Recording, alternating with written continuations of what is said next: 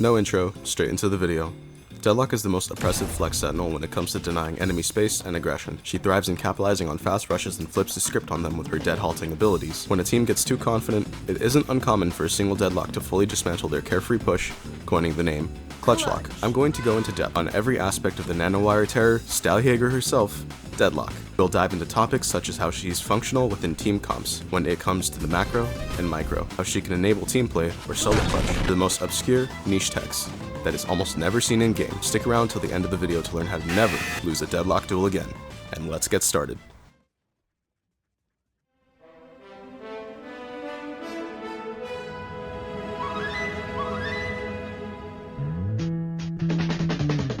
Gravnet is the most flexible part of her kit that can seemingly be used at any point in the fight, and it doesn't always have to be used when the barrier drops, or after your Deadlock wall goes down. Sometimes it's better to save it for a 1v1 situation or to stop a full team rush, or an ultimate such as Thrash, which gets full countered by Gravnet. The main value out of the ability is to deny their movement, which combos insanely well with lots of abilities like any molly, flash, or Brimble, or Deadlock ult. But the truth is, your teammates will probably have the IQ of room temperature butter, so it's probably best to utilize it to clear hard corners on attack and to slow down enemy rushes on defense. The best example of this is when they're going to close the distance onto site to plant spike. That is one of, if not the best timing windows to utilize it aggressively. Or you can use it defensively to deny ults like mentioned previously. The worst case scenario is when you happen to throw it really deep in, and you have to overextend out of your power angle to follow up on the Gravnet's value. And by then, they would have already taken off the Gravnet and your advantage is gone. Smart players will bait you out with the Gravnet sound effect, so keep that in mind when swinging net opponents. The best way to combat this is to swing the corner tightly. You also have very good accuracy with the Sheriff if you're hit with the Gravnet because of how slow you move. So if you're ever in that situation, you could still strafe around a little bit with good accuracy. When it comes to lineups, I honestly wouldn't learn that many because a good chunk of them require team coordination and people pushed up to follow up on them. It's better to just jump spot and fastball left click wherever it's needed. Right click is almost never used unless you deliberately have a reason, like to stall it out in the air when you're getting chased. The same way Rays will stall with paint shells to deny space for that little bit longer, but it's better used when you just fastball it around a corner because currently it pierces through the wall. And lastly, you can time the jump to become immune to your own Gravnet.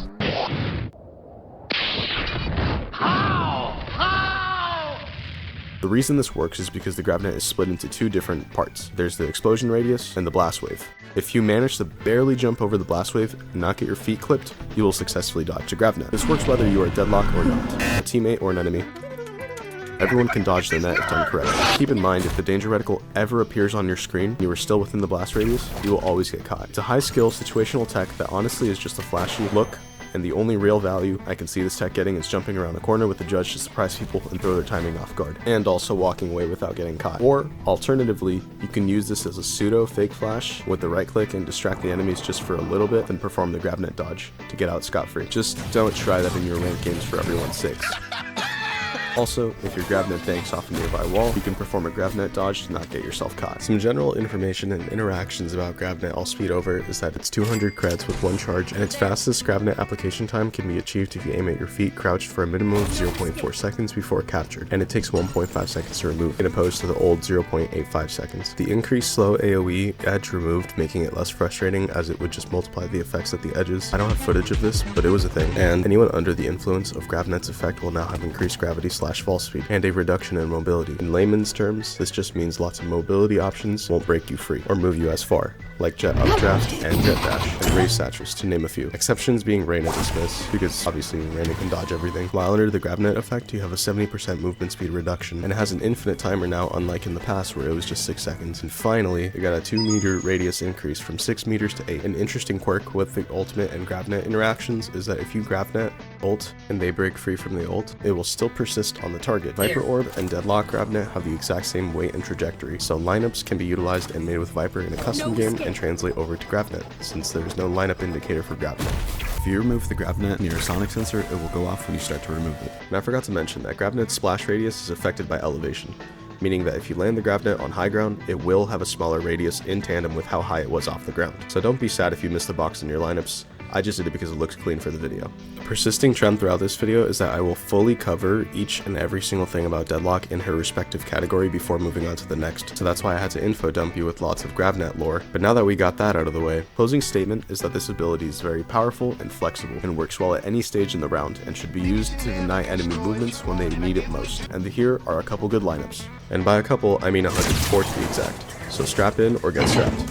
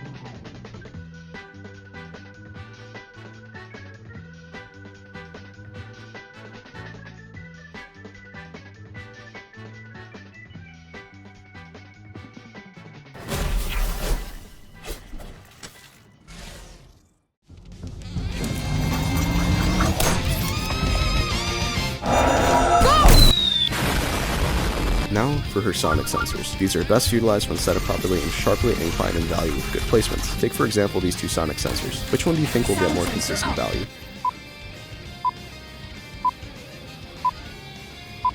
If you chose the right one, you are correct. But why?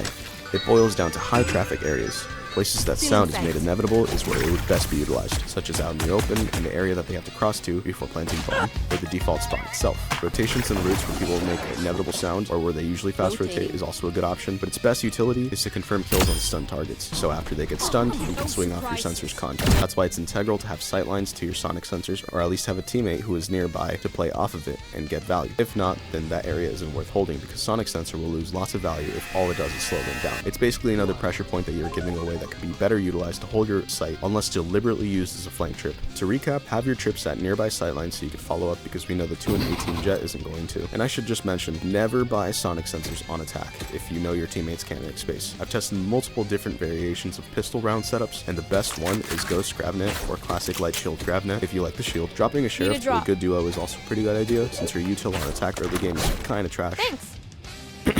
Sensors. However, on defense, 100% the way to go is full util and perform the cringiest setup known to man. Now, its worst way that sonic sensor can be used is facing towards the opponent in an area they can safely shift around and break it without pressure. Adding on to that, the placement of sonic sensor can be faced away from the opponents, making it almost unreactable if they're walking, and if they're shifting, forces them to 180, which can open up a timing window. And if you want the freest kill known to man, follow up your ult or Gravnet swing combo after a sensor goes off. I should also mention now that there are ceiling trips and my patented floor trips, which basically just make the 180 trip that much harder to deal with. And the hitbox of sonic sensor can be manipulated and pierce through walls, meaning that in very specific locations you can have unbreakable one-way sensors. Like on Abyss, you can place it under the A-site bridge and it will hit top as long as the hitbox has a sliver on top, effectively making it unbreakable when trying to plant A-site bridge. A couple things I forgot to mention. Once again, sensors are 200 creds with 2 charges and 20 HP, meaning if they can see or hear it, they can one-shot it. And it stuns for a ludicrous 3.5 seconds. They have a 10-meter audio range if you can hear the trap and it can hear you. Anything that makes sound, and I mean anything, will stun you in its radius. Jumping, dropping, running, dropping weapons, reloading, knifing the air, and sprays are map objects, like planting or defusing spike, ult orbs, zip lines, teleporters, or any automatic doors or manual doors, like the ones on Bind and Lotus, and shoots and levers on Ascent. If it makes sound, there's a high chance it will work. Hitbox manipulation can also desync the activation box and the hitbox. Now this is pretty tricky, so I'll elaborate on this. They most likely don't desync when being angled on the X or Z axis, which is left and right, allowing them to work as intended. But the Y-axis, up and down, is different. The activation box, where sound is required to be made before the windup and hitbox can activate, when angled super hard, there are certain blind spots in the sensor's activation area that isn't seen on the map. But you can have a general estimation depending on its torque. If it's heavily torqued to the floor, based off the visual sensor, you can infer that the activation box will only hit directly underneath and has blind spots further out. However, the catch to this bizarre phenomenon is that even though the activation box can basically face different directions on the x-axis and be angled downwards or up, the hitbox remains the same as if it were faced on a flat wall, and the nanowires will snap to the floor. Proper usage of this tech can mean that if you torque it, a ceiling trip will hit deep and at the end of its area and activate, potentially catching more opponents because it activates further inside. There is limitless potential to the desync and angled sensors, but I'll wrap it up saying that it's a versatile and useful gimmick that should be experimented with to find broken spots, like this trip on Bind. When they retake, its activation box only activates when they are at this corner, but hits the majority of the inside room. That is the power of angled trips, virtually unreactable and allows you to catch more enemies than a normal trip. Now, onto something more simple. Placing 2 sensors on opposite walls often breaks the brain of the opponent, and oftentimes they will break one and trigger the other, not knowing that they can walk out of the activation box of both and break them one by one. It's a good trick to know if you really want to flank watch, but still have the rotation options provided, unlike Deadlock wall, but a good player will see right through this, so use it with caution. Now, for her update history and interactions. Most notable would be Wingman not being able to activate sensors unless diffusing spike, major consistency and quality of life changes to sonic sensor, and halving the required time before stun goes off to 0.5 seconds, and its breakable time is more consistent with the new timing at also 0.5 seconds. Most notably, being able to recall trips at any time throughout the round with 27 meters of range. Sensors can be picked up for that 0.5 activation window before it winds up to keep the charge but get the stun value, effectively making her have infinite stuns if you do it frame perfectly throughout the whole round. This is more situational once again, like the fake flash, and requires you to be within grabbing range and anticipating it to go off and risk not having your gun out, but the upside is you get another charge. I personally don't do it because it's a lot of hassle for her most mid ability, and you cannot deafen or silence the sensor to cross like you can smoke off certain trips in the game. So Nightfall, Omen Paranoia, and Reyna Eye won't deafen it, and it can hear through muffled Astral Wall as well. And there's a visual glitch with sonic sensors that have placement nanowires effect, which persists through rounds. It's just a visual glitch, but can aid the enemies if they can see it and give them a general hotspot of where your sensors would be. I also have a theory that Deadlock is neurologically linked to her sensor somehow based off the way she reacts in the cinematic. Placing her fingers at her temple is what really sells it to me. But other than that, it's just a theory. A game theory. So to recap, you can place sensors on corners, ceilings, ledges, or stairs to manipulate the hitbox and activation area. The first instance I've found this from my research was Boney the Radiant Deadlock main. Shout out to my boy, who used ceiling trips first to my knowledge. You can also fake flash with the sensor into an area where an enemy is standing with a tight jump spot placement to force them to shoot it or else they get stunned, which can grant you a timing window, but that's more situationally based and most of the time not the play, as they can easily swing you as you're drawing the gun back if they are close enough. And you can use them to watch an angle, but please understand the risk that you're taking when doing so. Frequently check the angle. It's literally better to leave a potato chip under a napkin to watch the angle than a Deadlock sonic sensor. So adversely, you could wall off the angle or mid and place sensors to funnel them towards main, especially if you're feeling on your A game, just like her voice line. Funnel them to me. In conclusion, you just place them in very cringe spots and drop offs and swing off them and get free value. Before moving on to setups, I want to mention an incredible setup video as of recording this video that was made literal hours ago by the GOAT, the legend, the master Oogway of Deadlock himself, Boney. Link will be in the description. This is chock full of crazy setups that I won't cover in this video because I'm already pushing an estimated hour-long video. I think his spirit has blessed me with this at the perfect time to lessen my workload. One setup isn't the ultimate setup, and you should adapt faster than the enemies. Change the way you place around your sensors in a way that responds to the plays they make. I'll also mention a few setups that I'd like to add onto your memory arsenal that are pretty impactful, but without further ado, let's get setting up.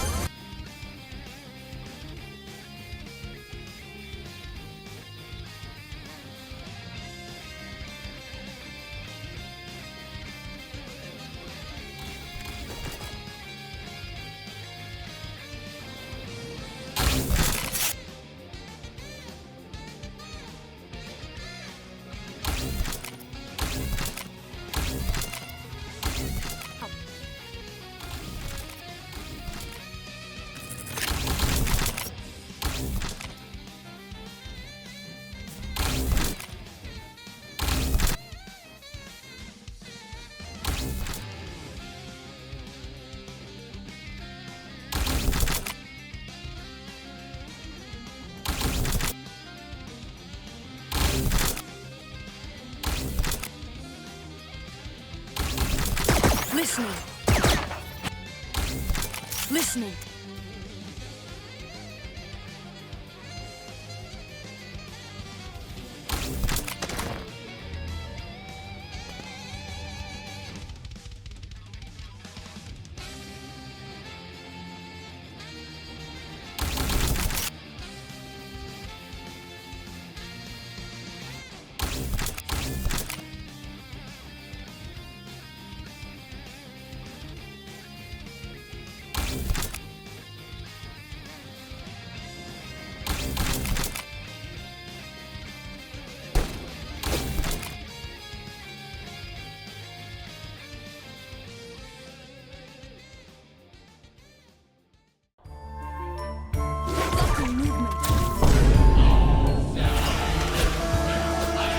Deadlock's wall is the most interesting wall in the game, functionally, mainly speaking about the fact that everything but players can go through, exceptions being player-controlled objects, and the spike, such as Sovedrone,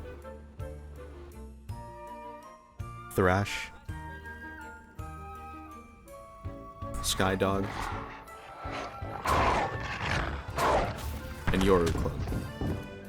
Teleports work as expected, allowing them to pass through the wall, except for Yoru TP, which actually gets stuck on the wall. All intangibility or dismiss status effects allow you to pass through the wall as expected, and weapons can be tossed over and through the walls. However, the spike cannot be tossed through the walls. It has to be tossed over, meaning if you get walled off and the round is about to end, you could toss the spike over the wall and give it to the other player who got cut off, potentially securing the plant, or toss guns over like the op if you know you're gonna die. Mollies go right through, so walling yourself off for post plant is pretty viable if done correctly. This is just a general tip for the spike. It can break every single placeable object in the game, including the unbreakable vice wall. But what we're interested in is Deadlock wall, meaning that if you place it directly on the main node, it will break the entire wall. Keep this in mind if the time ever comes to utilize it. Now, onto breakpoints. The small nodes take 15 vandal shots to break when fully fortified, and the main nodes take 30 when fortified, and only half the bullets when freshly tossed and hasn't fortified yet.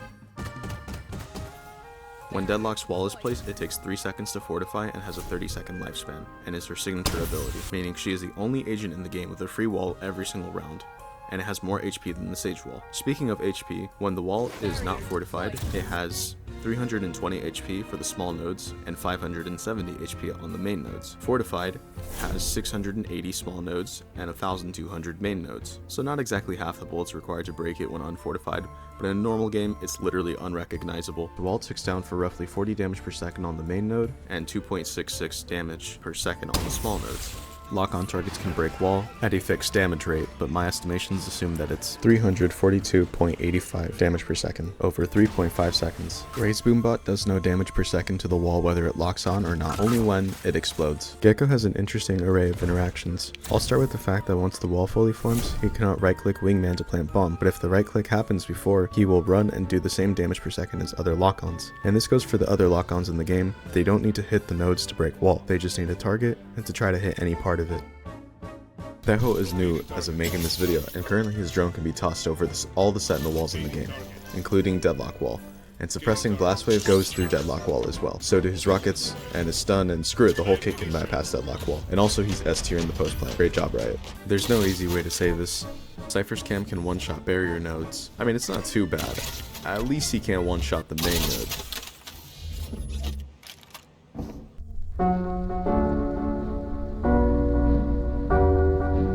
It also literally does integer limit damage. I just pray this gets patched and nobody finds this.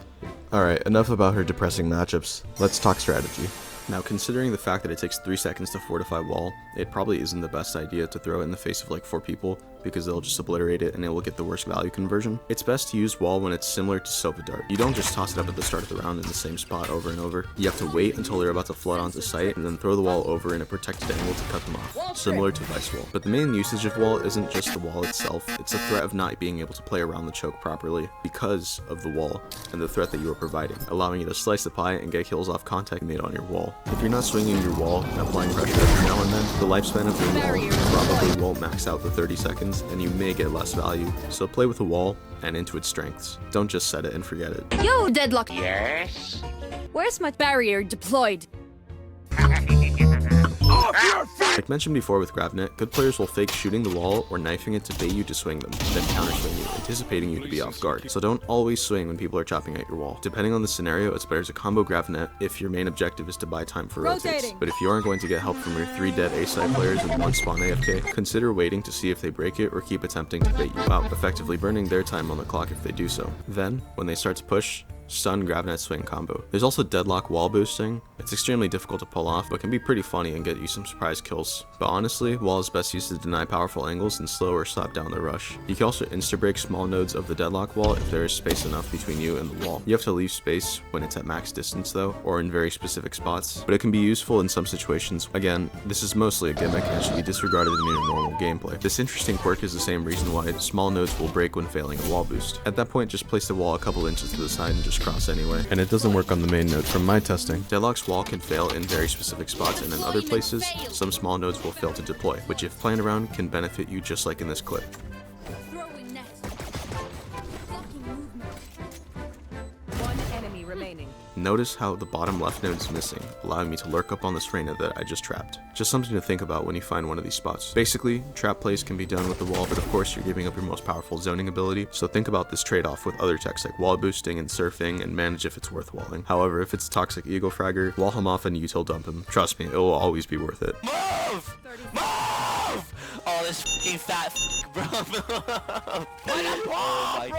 I can't! There's fat in the way! A funny tech I probably shouldn't say in an educational video is that you can wall yourself inwards towards the enemies and play at an off angle. However, you have no escape option, so I suggest to only try that mix up when you're up in rounds and be weary of the strange and odd people that will wait out the entire wall duration just to lurk up once it falls. Like seriously, they could be getting kills or map control in that time, but they decide to sit behind a wall for 40 seconds and watch TikToks. In addition, it's very important to frequently check the wall on your map. If it's still intact, high chance they haven't gotten through. If one node is broken, they're currently shooting at it and attempting to get through. If 2 nodes are down, they're already on site. And if the entire wall is down, that doesn't always guarantee they broke it. It could also mean the timer expired, but also consider the devious creatures I just mentioned that wait 40 whole seconds in an FPS game for a wall to drop.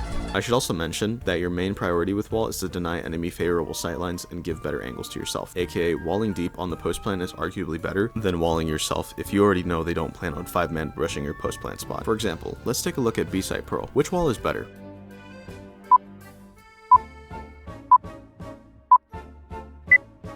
If you said the one on the left, you are correct. The deep wall allows for enemies to not even utilize that part of the map entirely. The wall on the far right is also good, but not as effective because they can easily contest a sideline, and the image in the middle isn't bad either, but much more unfavorable because all they have to do is break one node and they're through it and have all the map control they need. Alternatively, you can wall yourself to deny them from pushing you and double trip the other lane, but you give up a lot of space and still have to fight the same angles, unlike the first image where it's blocked off from backside. There are many good ways to use the wall, so I can't inherently and definitively say that one wall is better than the other, the same way sonic sensors can be optimized optimized, walls can be used in various different ways. It just changes how the fight plays out. The best way to think about it is that you should deny their options and not yours. If you often find yourself having to fall back and die, even when your wall is up, that's usually because of poor wall placement and not playing to favorable sightlines, i.e. the ones you create with your sonic sensor and wall. A very viable and underused strategy is walling off favorable routings in areas such as Ascent B site, where you can stop them from walking close catwalk and make their lives so much harder on Ascent, where you wall off access to the switch and play in that room off the sensors. Don't wall off your rotation options early. It's usually better to hold on to the wall and use it as intended to block off favorable positions and sightlines and post yourself up as flank watch. Or alternatively, do the funny double sonic sensors if your team can hold sight and you know they will flank. There's also wall gliding, which abuses the fact that you cannot stand on top of deadlock walls, so they surf instead, allowing for goofy all plays like this. Speaking about wall glides, if you're perfectly in line with the wall, you can fall into it and enter what I've dubbed the phantom wall state, where you can choose which side to pop out from. This can also be achieved when you place the wall and you are in line with where it forms. This isn't as useful as you'd expect it to be, but it's good to know. Now, onto her update history. The extra range on the wall, being 10 meters, seemingly looks like a bad thing on paper, but when utilized properly can grab more value than the old 6 meter wall. Because, like mentioned previously, you deny their angles, not yours. So, more distance to deny their angles is usually a W. With the increased distance, you can also make long-winded routes by not actually walling off the choke to incentivize players to walk the long way. But not everyone does this, and it's inconsistent once again, but it's something to think about if you want to play around the long wall. In the past, some damage overtime abilities didn't damage the wall properly, which was a bug that got fixed, and it now has a shiny new visual display to more closely interpret how much health the wall has. Different wall elevations allow you to sneak past the wall as well, so a wall that seemingly looks like it's zoning out an area and effectively is disregarded in the mind of an enemy can be sneaked past, and you can get a kill and walk back through it, like a door that only Deadlock and perceptive players can use. There was also a bug that allowed Jet and Deadlock to see half the map on Fracture. It's sort of patched now since she has one updraft, but I thought I should mention it just because I'm documenting everything. During the research of this video, I found some more wall bugs that I will now share. Walling underneath Icebox ramp used to stop people from pushing top unless they jumped over, but it's patched now. There was a wall on Bind that stopped the middle teleporter from working, but yet again, after extensive testing, I've concluded that it's patched. Yoru can insta-break Deadlock wall as well. However, this time it's a pixel perfect placement. I cannot stress enough how hard this is. It took me about 20 minutes, and just when I was about to give up, I got it, proving it is possible. And sonic sensors used to increase wall penetration where they replaced. And yes, it's also patched. I know, wrong category, but I still wanted to cover everything. To conclude this segment, the possibilities with wall and its value ceiling scales with the creativity, complexity, and positioning of the Deadlock player and her setup. And here are a couple good lineups.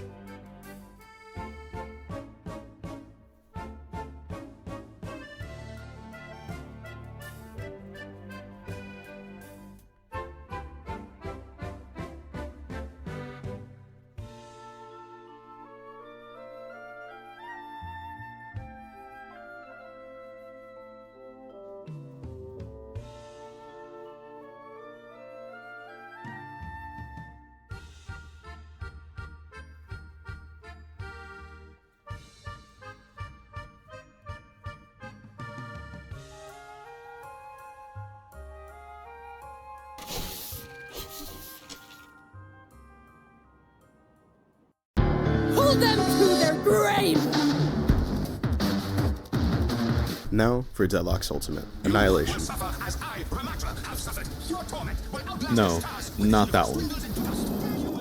Or as I like to call it, the White Van, is the most dynamic ult in the game, creating a pressure triangle where enemies have to walk a positional tightrope and maintain a balancing act of saving their teammates while managing peeking into aggressive angles and sonic sensors without overextending, which is the best timing window in the game. Some tips and tricks to use the Deadlock ultimate is to wall deep immediately after or before ulting them to deny the angle or Gravnet them, and ult vice versa. The whole point is to make sure they can't break the cocoon no matter what, and even if they do, you'll most likely have a favorable angle, which will make it easy for you to kill the captured target. And with the newest Deadlock update, when you get a classic bug lock ult that leaves them in place, you will always get the kill once the 7-second timer is up, meaning ulting through a window is a viable option now. Unfortunately, you can't use the bug to your advantage anymore, because in the past you would intentionally get in the way of the ult to stop them from reaching the kill point, and you would secure yourself another ult point, but not anymore. The best time to use the Deadlock ult is to yoink the planter, because they take the bomb with them, but don't hesitate to use ult early, especially if you know you can capture someone and they won't get help from their team. Usually, a free pick is all it takes to win a round if you can play off your numbers advantage. Now, the worst way to use Deadlock ult is with no information at all and ulting somewhere right away. Get comfortable expanding your mind to the possibilities and mechanics of Deadlock's ult. Bouncing it off a wall isn't necessary, but it diminishes the threat of you dying before your ult significantly. I would learn at least a couple lineups for the ult, especially after the recent changes they made to make it more consistent, because having that unexpectancy factor makes the ult so much more consistent from my experience. You can also use it as a scare factor, the same way Raise Rocket is used to make people weary and give up space momentarily. I would only do this when the timer is low and you absolutely need to stall for time. Ulting early and taking space aggressively is a good way to initiate sight, because the ult lasts longer than you think, about 10 seconds, and by the time it's about to expire, players might think you are ulting another site and push up, then you hit them with a point blank ult. You can also use Deadlock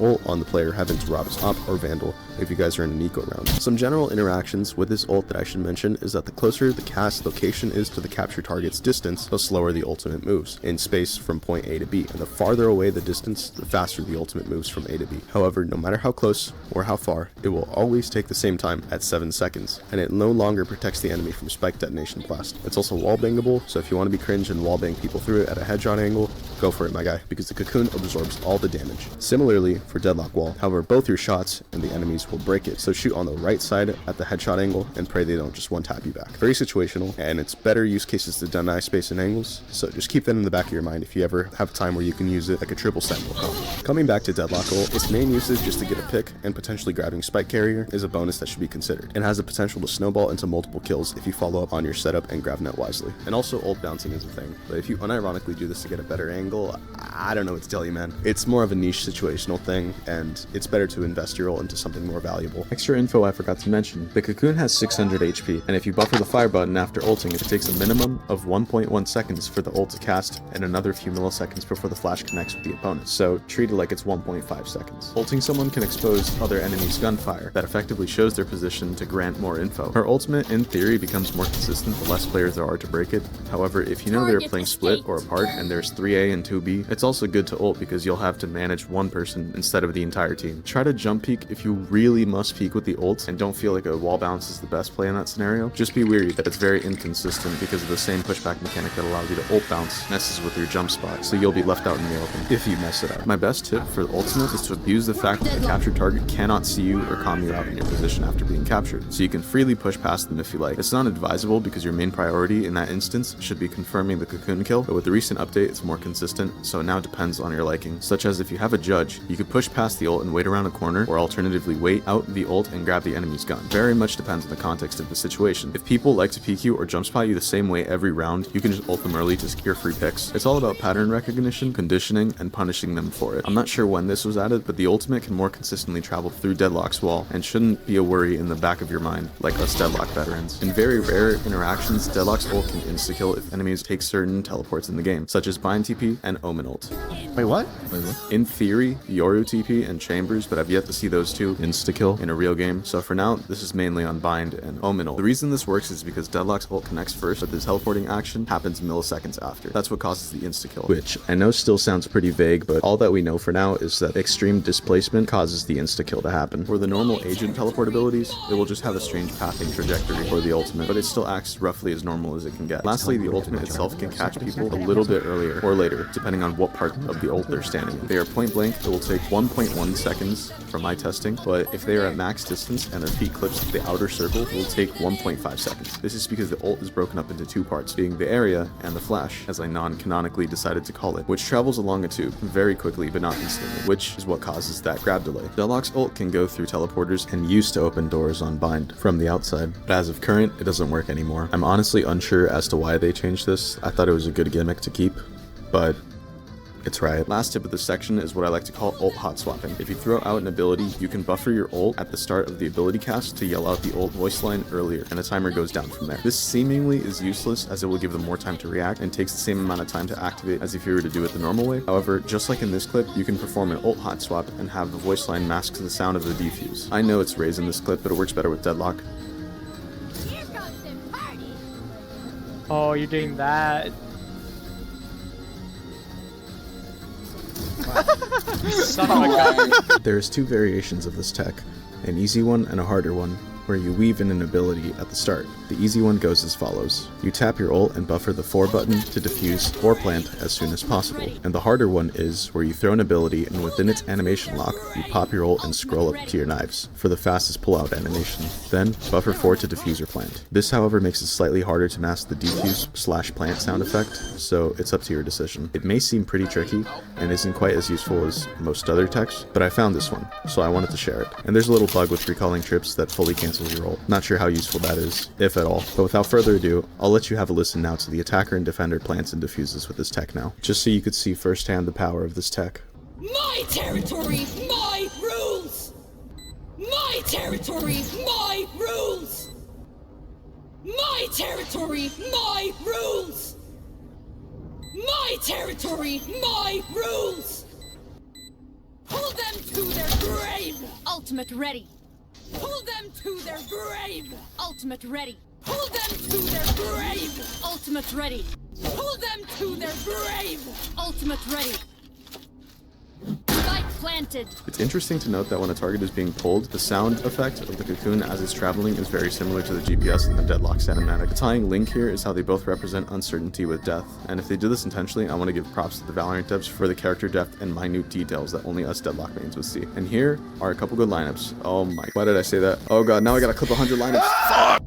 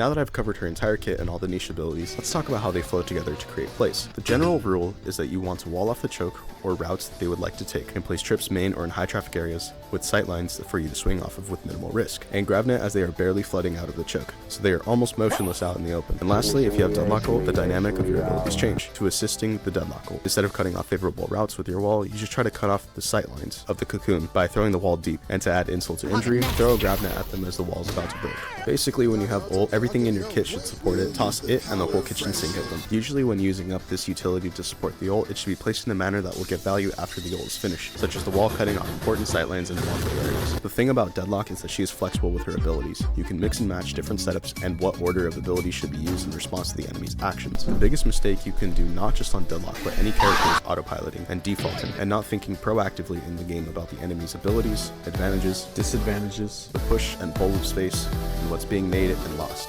And most importantly, staying alive and killing enemies when the timing is aligned. She has some of the best counter rush utility in the game, like in this clip where I can counter Neon's ult with mine.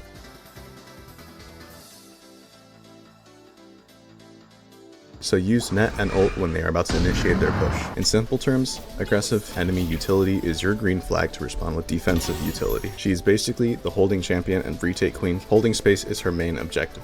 Generally speaking, every sentinel in the game should be last to die because of how impactful their utility is, and this is especially so after the Deadlock rework, since you can generate exponentially more value the longer the round goes on with your multiple Gravnets. The combo I like to buy since the previous section is now outdated is Ghost Sensor for attack and full util on defense, since all of it is too valuable to lose on defense, and the consistency of the Ghost is more preferable, especially when paired with her slows, allowing for easy kills at all ranges. And to summarize, if she can get onto a site, she'll make it an unbreachable fortress. Her main strength and reason to pick her over other sentinels is to command space, sightlines, and pressure attackers like no other sentinel can in the game, with a more proactive playstyle, like a battle sage or a vice, focalizing on space creation and disruption. You should never be afraid to take fights as Deadlock alongside your utility, because that's where most of her offensive strength lies in. For defensive, it's stalling potential. I'm going to make the most changes to this section over time, so don't be surprised if I edit in a tech that is completely unrelated to this section whatsoever. It also serves as a miscellaneous part for anything I forgot while making this video. I'll just throw it in here so it doesn't get tossed after the credits roll, such as this tech I forgot in the wall section, where your Gravnet can bounce off of it and change its trajectory. Bro, what is this bounce? And when planned around, it can give you results like this.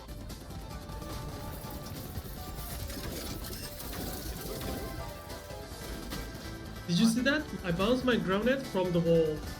And I did that on purpose, as you can guess. This tech is very situational and has room for error with how janky the interactions between the two abilities can be, but still has a time and place to be utilized with 90-degree turns. Gravnet can affect corpses in the old patches of the game and currently isn't in the game anymore. This, unfortunately, was also a useless tech. After the signature rework, they silently added a buff to Gravnet and a bug fix that gives you an audio cue when the enemy has fully taken it off. I'll let you have a listen to what that's like right now.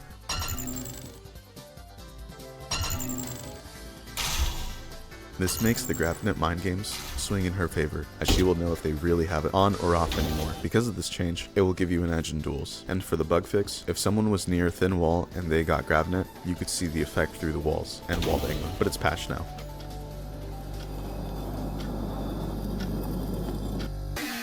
To clarify, this is patched, but not every wall in the game is fixed, like the one I just showed you on Icebox. All the sounds of equipping abilities in the game can be overridden by switching weapons or abilities, all except specifically the hum of the Gravnet, not anything else, just that. I'm serious, take a listen.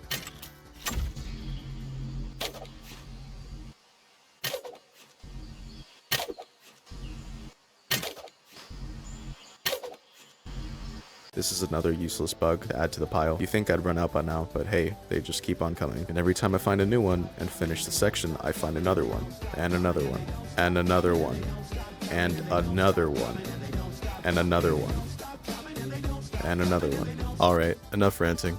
Let me show you a sonic sensor bug. Angled sensors can sometimes not hit or desync their hitbox. There's a lot of circumstantial reasons as to why, but if you place it too high, it will trigger but not hit the opponent. Same goes for an angle that's straight down. It will result in the same thing. Just be wary of this and don't place trips too high or too angled is all, unless you know what you're doing. In the sensor section, I forgot an integral part, which is things that don't activate the sensor, which I will cover right now. First, we have shift walking and crouching, and silent jumping, and silent stepping.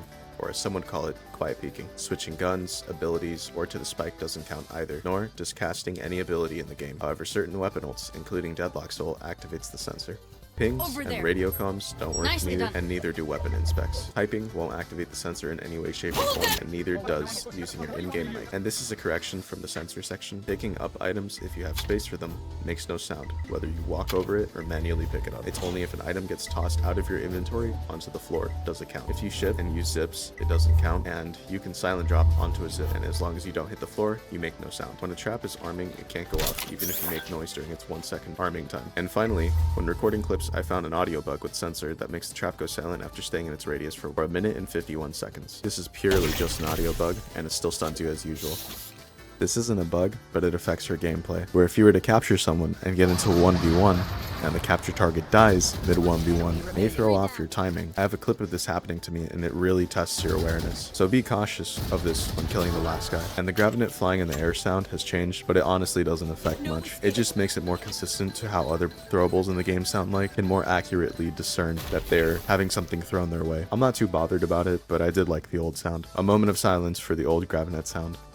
No escape.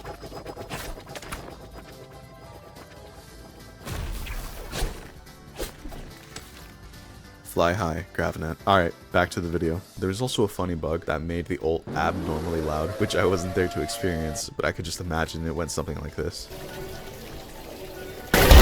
Yes, loud equals funny. We all know that if you manage to get an insta-kill with the ult, it does over 900,000 damage. But from my research, it can make the spike disappear too. I've been testing this for a while and found out it isn't possible anymore. And Jet is one of the victims of the insta-kill if she's dashing as well. I'm not sure what the parameters to have this interaction happen are, but it was possible. I think it may be patched now. Speaking about the rework, which was actually a buff, the wall costing 400 creds is meaningless, barring the exception of pistol round and a few rounds after that, and the radius decrease isn't anything to cry over. It's still the biggest molly / throwable in the game, and having up to 3 nets in 1 round is insanely strong. Unbiased, I'd say she's now S tier. In summary, the rework is a massive buff and power redistribution at the same time, making her less impactful in the early game and an absolute monster late game. And that concludes this miscellaneous section. See you guys in the matchups.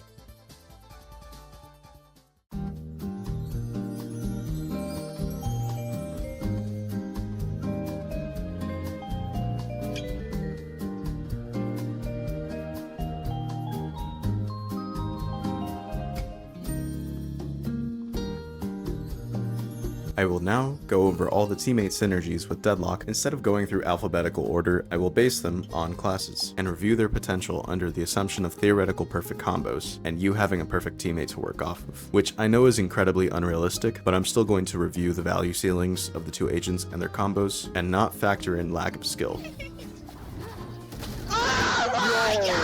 So duelists, initiators, smokes, then sentinels, in that respective order, and I will give a general statement of how Deadlock should play into each class. So for this case, duelists. Deadlock should mainly look to use Gravnets alongside your duelists' plays, but be careful as it can easily mess them up if not timed properly with their aggression. And walls should be used after they lose the space or back out in a defensive manner, or adversely to cut the attackers in for an aggressive play. You don't want to trap your teammates in. No. Reach, shut up. Unless they have a way to get out, and place sensors that will complement the angle they are holding, including other sides of the map, if you want to have global presence at the cost of a weaker sight hold. So to kick things off, we have ISO, who has a deadly fragile Gravnet combo, which feels uncounterable, especially with the new suppression mechanic. ISO can easily swing off any contact made on Deadlock's utility, and their walls can be utilized together to cut space and scale up, and you can fastball a Gravnet through the ISO wall, just like any smoke in the game. I'll be referring to this tech a lot, so I'll just call it a smoke net. He can safely ult knowing that the best stall agent in the game is there to defend the respawn, and both their ults combined ensures the highest form of cyberbullying. So if ISO dies in his ult, as they usually do, Deadlock can ult the respawn if it's out of LOS, or vice versa, S- tier. Next up is Jet, who can dash up aggressively and follow up on Gravnets, or defensively fall back after getting the Gravnet kill, and can fly over Deadlock walls no problem, and effortlessly follows up on the disposition caused by Deadlock ult, or block the LOS with her smoke when trying to reel them in, which makes it that much harder to deal with. And her knives work extremely well into all of Deadlock's abilities, especially the silly tech where Jet can upgrade bushcraft onto a sky barrier and get kills from unintended spots with knives. This is an A tier combo. Neon and Deadlock sound super good on paper, but they sort of clash. A single Deadlock ability used incorrectly can mess up Neon's entire push. However, when utilized correctly, it can be the most deadly combo in the game. Not being able to shoot or move? Yeah, GG's. You could also smoke net through her electric wall and slide on any of Deadlock's utility contact. S+ tier combo, if used correctly. Phoenix can obviously follow up on all of Deadlock's contacts with a flash and perform the smoke net trick with his firewall. The Molly Gravnet combo shouldn't be underlooked either, especially if you know someone is ratting, and is more powerful now since you can repeat this combo multiple times around, considering how they both refresh. And he can ult before the Deadlock wall goes out and respawn on the other side, though it's better to save it when the ult runs out to squeeze as much stall from the wall as possible. Just a minor optimization. He can also firewall the LOS of the Deadlock ult to make it harder to shoot out, and Deadlock can protect his respawn with her ult, and crazy stall potential. S tier. Raised Deadlock is very powerful too. Boombot for info, and Deadlock can oppress the scouted angle with the net, aggro sensors, or even ult, and she can satchel swing off of all of Deadlock's utilities. And their ults will guarantee spaces created, no matter what order they're used in. And the aggro trap wall with Raze ult might be the best combo in the game, hands down.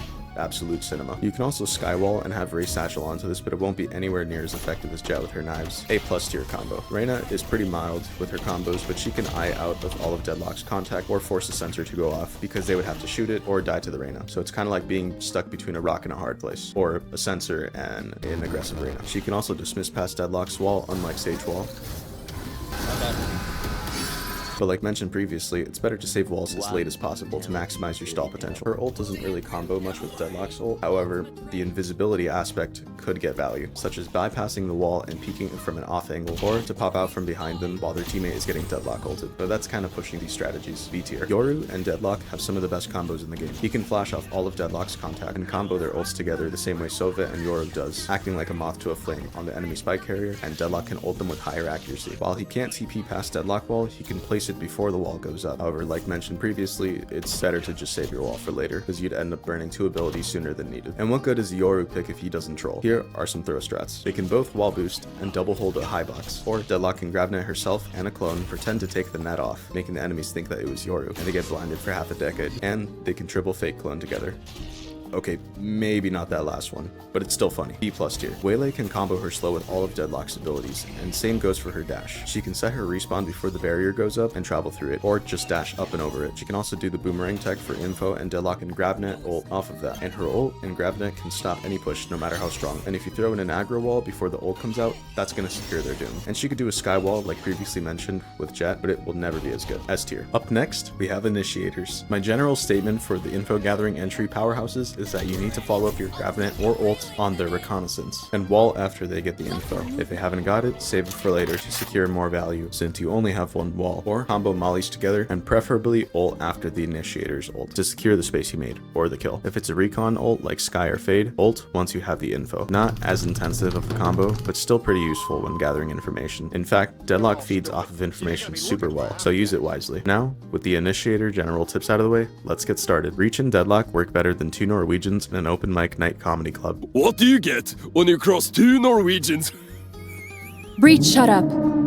If you're funny, I'd come to your open mic nights. All their abilities combo well together, and their ults fit perfectly with a lifetime supply of stun and Deadlock's ult to catch those stun targets a mile away. Breach can flash off all of Deadlock's ability contacts or stun except for the sensor because it already stuns. And Aftershock, Gravnet will ensure the planter / diffuser never wants to play the game again. However, you can't Aftershock the main node, and you can't blind the main node. A tier combo, potentially S tier. I feel like Fade is the most interesting with all of her deafening abilities that combo perfectly with Deadlock ult or even her sensors. Her C's can be used with all of Deadlock's abilities, but specifically for ult, it's better to use C's before because of its deafen property. Her Prowler Cats can give info to Deadlock for her nade and ult, and same goes for the Eye of Ra. And walling deep into their exits to ensure that they get hit by the Nightfall and don't play retake is very strong. While Fatal is active, Deadlock can get a free pick knowing that they won't run away from what they can't hear. S+ tier combo. Gecko, despite their tension and lore, in-game actually work really well together. He can dizzy off of all of Deadlock's contact and Molly Gravnet, which I have an in-game clip of it working. Throwing net, caution here. Mosh got him! Reloading! Nice one, Deadlock.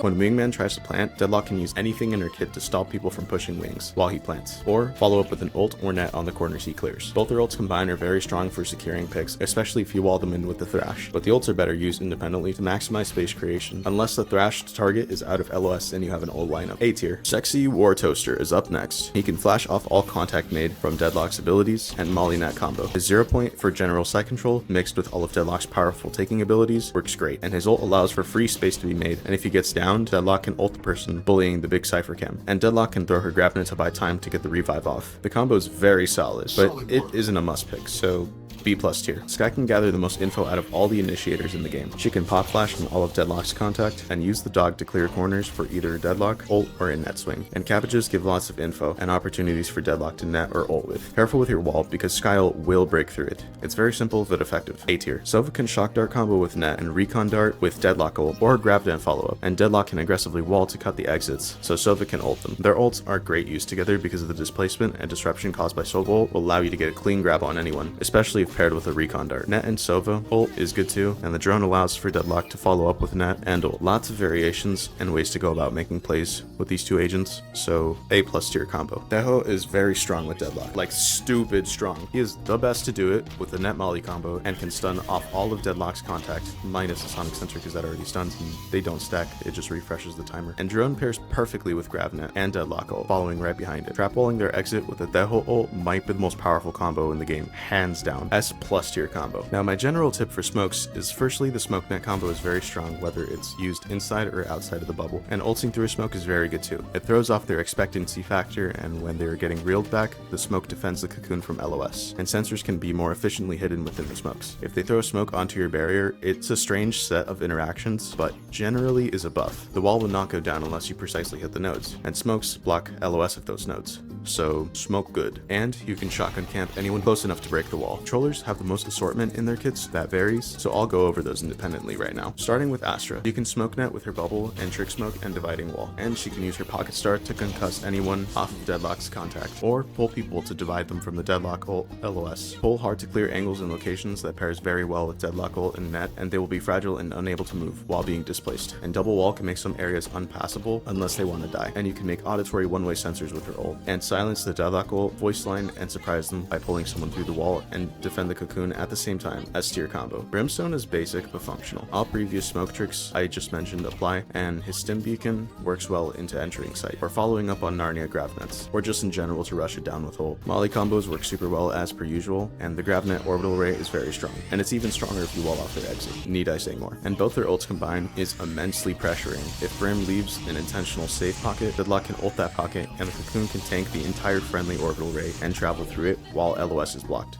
A tier combo. Clove and Deadlock are buddies in lore, so let's see if the gameplay keeps up. Double Molly combo is great, is strong, and Clove can get a free refresh off of the sensor contact. All the previous smoke tricks apply, and their ults actually clash, surprisingly. Deadlock captures people and simultaneously protects them from your teammate Clove. That denies her from a res. And Deadlock's ult commands space, and Clove ult wants people to not run away. So do not use these two together, unless you know that the capture target will guarantee to break free, and Clove can get the revive off. She can also ult through the barrier in a pinch situation, but this will be my first C tier, because they don't guarantee value with many of their combos, like Net Flash or Deadlock ult recon would. Harbor, the Water Daddy, is among the lowest pick rates in the game, and he is supposed to get a buff soon, so the section might change or might be outdated. But for now, let's see if their combos work well currently. All smoke tricks apply with Cove, and the protective shield adds to those tricks, except for the Gravnet, which actually harms it by giving them time to take the net off safely. But his other smoke screens can do the smoke net combo more efficiently, and his ult can gather info with golden string above the player, which gives information for Deadlock to ult off of. Smoke sensors enhance since the water wall makes audio the entire time, but despite all that, it's D tier, only because of how underwhelming his kit feels, and nothing combos aggressively to kill or take space aside from his ult should be a requirement, considering it's an ultimate. And maybe him hiding in a high tide pocket and popping out as the net comes out is one of the techs you can use, but that's pushing it. And defensively, all the stopping power comes from Deadlock, and very little from Harbor, aside from his slows and his ult. Unfortunately, I'm gonna rate this D tier. Sussy Among Usly Imposter Blue Monster Can looking Omen is up next. All smoke tricks apply, and him teleporting past Deadlock walls is stronger than you think. He can pretend to info TP near a barrier mesh and teleport right behind the enemies. He can paranoia off all of Deadlock's contact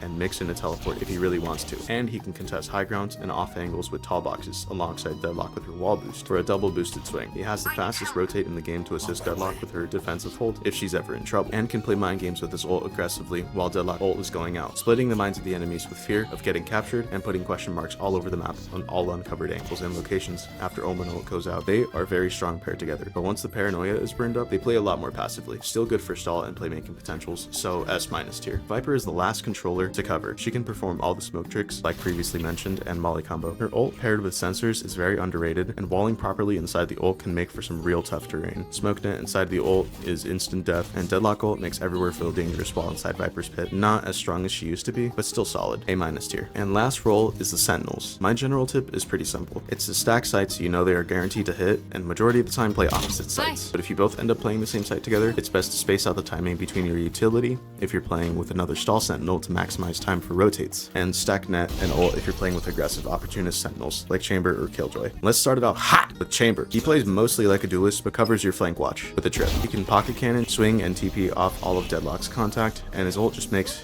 anchoring the site so much more intense, and makes the wall virtually unbreakable if it's in his LOS, since he can one-shot anyone trying to break it. He can easily confirm follow-up kills from Deadlock ult or the cocoon target itself if he tries to escape. S tier, if Chamber can aim. Cypher covers flank much better than Deadlock and doesn't really follow up much on Deadlock's contact. Adversely, Deadlock can follow up with net on any targets caught in tripwire cage combo. His cam gives vital information for Deadlock to land nets and ult connections, and he has LOS blocking cages that do very good as all the smokes usually do, and all the usual smoke tricks apply. If you throw an aggro wall plus a neural theft and a Deadlock ult, that's gonna secure a pick, and it's a very good combo. Deadlock brings the stall, and Cypher brings the intel. S+ tier combo. You can't combo with Deadlock unfortunately, so let's just skip into that. Moving on to Killjoy, who has much better flank watch, and her turret contact can be followed up with a Gravnet, and the general molly combo still applies. Her ult commands space, and any remaining pockets, Deadlock can ult. In general, they are better if they are played apart, so it's A tier. Sage is the second best stall sentinel in the game, and pairs very well into Deadlock's strengths. This synergy is all about spacing out your stall utility, and using the res and heal is generally good for any Deadlock aggression, and there is loads of double wall strats that would make this section way longer, so let me just list some of my favorite ones. There's double wall boosting, double stall walls, double trap walls, being able to block all site entrances with the 2 walls, one-way walls, sky walls with Jet 2.0, fake walls. The list is endless, and I would love to rate her higher, but realistically the best way to utilize these walls is to space them out for stall, so I'll give it an A+ tier. Vicesicle is another great stall agent that can harvest more aggressive plays than Sage. She can flash off all of Deadlock's contact. Razorvines and Gravnet are honestly better when used separately for stall, and their walls are best used in this order: Vice wall for flank watch and Deadlock wall for main. They work magnificently together, and throwing a Deadlock trap wall with a Vice ult, then the Deadlock ult makes the ult almost unbreakable considering all 4 remaining enemies have classics. This is an S tier sleeper meta for sure. And to end this segment off, I want to make a part about how you can synergize with shit teammates, and also conclude this segment. So to summarize, follow up on teammate utility even if they aren't calming or working with you, and if they die, they will at least give you one enemy position that you can follow up with a Gravnet or ult, or bait your teammates and cash your trade to secure neutral value on their life, or Deadlock wall early if they don't listen to you and they just push and die. Mute them if they aren't calming anything useful. I've done some fair independent research on the psychology of these useless comms, and they do in fact directly ruin your gameplay, so mute them. Generally speaking though, the power of the game is in your hands, and you can't let one underperforming trash can ruin your mental. And to wrap this all up in one sentence, follow up on team utility and trade people and focus on your own gameplay. Now, let's move on to enemy matchups.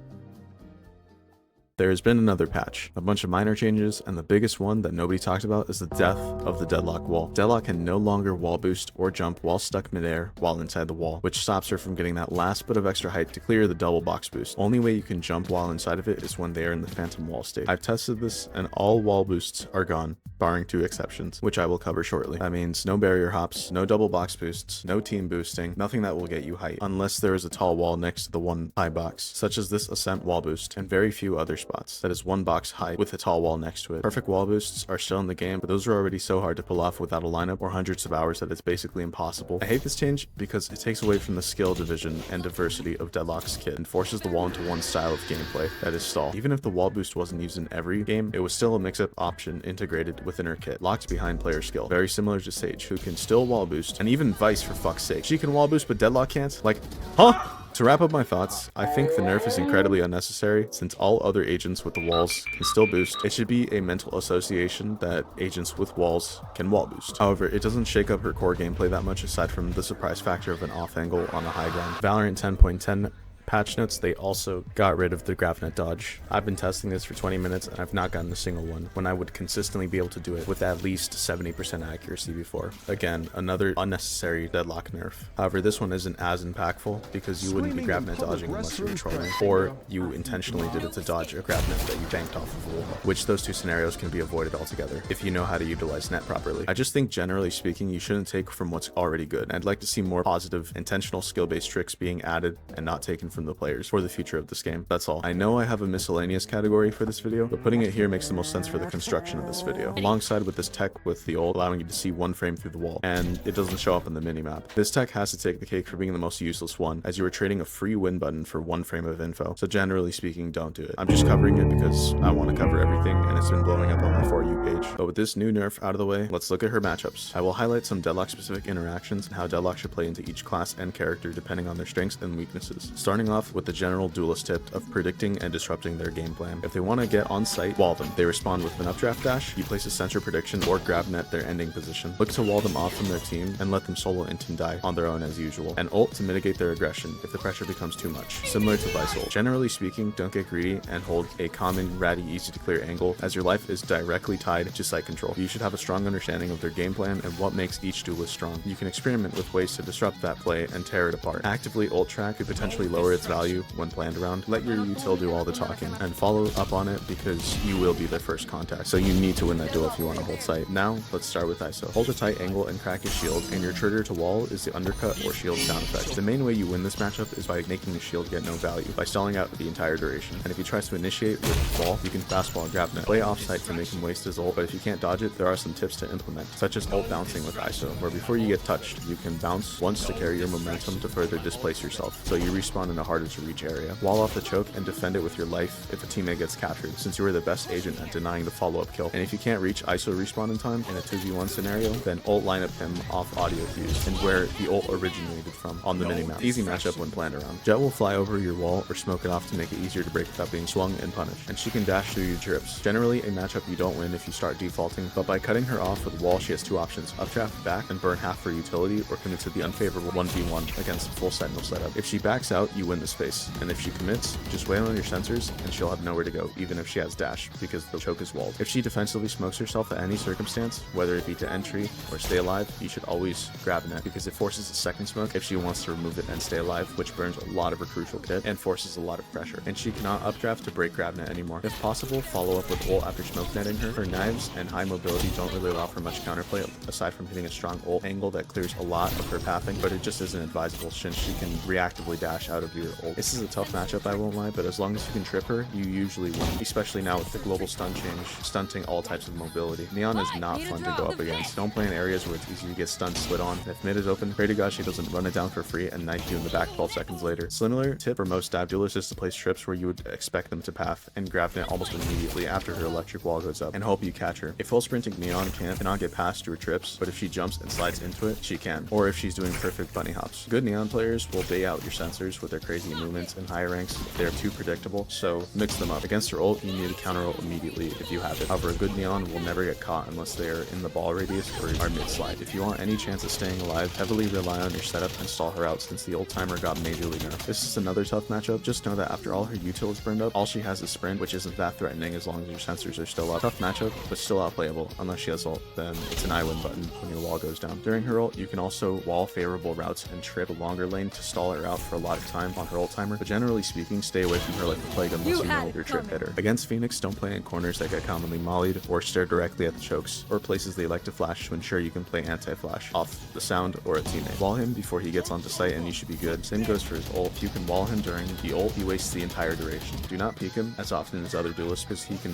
flash you the moment you get spotted, and he can heal after a duel. His firewall can create lots of pressure and uncertainty, just like a Viper wall, but as long as you Gravnet accordingly, you'll be fine. And be wary of the firewall flash combo. Don't place your trips too low to ensure his molly can't break it. Rarely and unfortunately, the firewall can break your trips even if you place them at max height. It's not that big of a deal, but it can happen. And Gravnet his ult to deny massive value, or ult to respawn for a free pick. Easy matchup, but don't contest his sightlines or firewall without proper util. Grace is very self-sufficient with clearing areas and flushing out common spots. You can use her satchel to get over your wall and boost herself away after getting stunned, and she cannot satchel to break your net anymore. Out of all the matchups, it's most important not to play in places that get commonly mollied, like backgen or boom botted like Tetris Brick. as that is where she gets the most value. It's clearing ratty corners to get free favorable swings. Don't place your trips on the floor since an 8 can break them, and in some cases, break them even at max height. If possible, recall them and replace them like with any other damaging ability. If you notice a trend of satchel peeking or her double satcheling in the same way, place trips along her route and swing. It is possible with certain tech for her to jump into your trip and satchel B hop out of it while not getting stunned, but they usually never get past your trips unless they're double satcheling. If you are her ult target, counter ulting is not a good idea since she will most likely be double satcheling in the air, but if she has no satchels, it's flipped. She will have no way of harming you until rounding the corner,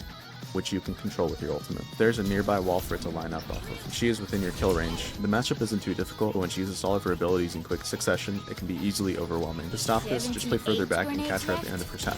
Reina is a purely aim-reliant agent. Do not give her any advantageous fights, and if she eyes, you should ignore it if your wall is up, since she'll be looking for a pick to dismiss past it. You shouldn't break Reina eye as Sentinel, because keeping your position hidden is super important for securing the first pick. The element of surprise is just as impactful as any other piece of utility in Deadlock's kit, so use it and abuse it. Don't give any free info by shooting your eyes unless it's essential for survival. Pretty easy matchup if you don't give her duels, but if your teammates are bad, she will overheal off of them or get a free get out of jail card if you catch her in a sensor. And she can trip them while exiting the dismiss state to bypass them with clever movements, so not every sensor trip will be a hit against her in this matchup. She is fast enough. She can reactively dismiss her trip or net altogether, so try and use them when you know she can't dodge it or when she's about to exit her fate. Her ult can be scary, especially as a solo senti, and now that it's a permanent round buff, you can't stall her out until it ends, but you should still attempt to stall. But as long as you don't peek her, you're good. Don't fall for the bait with the eyes, and if you must take a fight, use util. I would recommend a sensor contact, net swing, and a tight peek, then wide to really blender the Deadlock mix-up matchup options, or just ult her LOL. She can dismiss past your ult as well, so a very good tip to throw off Reina players is to ult and hold it until she dismisses, then fire 0.5 seconds before she exits, which will always catch her, since your ult has an unfair as hell lingering hitbox, and if she exits early without a care in the world, that'll catch her as well. TLDR, don't peek her or hand out info and Gravnet her at the end of her fade for a play. Waylay is the newest duelist in the game, and she has a lot of power placed in her entry and especially exit. Her slows with her molly and ult give her a free duel if she lands them. Generally speaking, your wall is just an idea to Waylay and she'll fly over it, and if she lands into your sensor, she'll TP out, which is a very solid trade. A single sensor for half her kit is pretty good. She can also one-shot your wall with her refract, but this is a niche tech and it also exposes her, giving her a big window to be punished. But a smart Waylay player will look to break or chip your wall or wait for her team to focus an entry together, which then you net the choke and the ult accordingly. The point with this matchup is to win the stall value. Don't die alone on point, and don't play into angles that get commonly mollied or are easily accessible with her double dash. If she can one pump refract, then she got the value by killing the Sentinel. Play towards the end of where you expect her dash to be,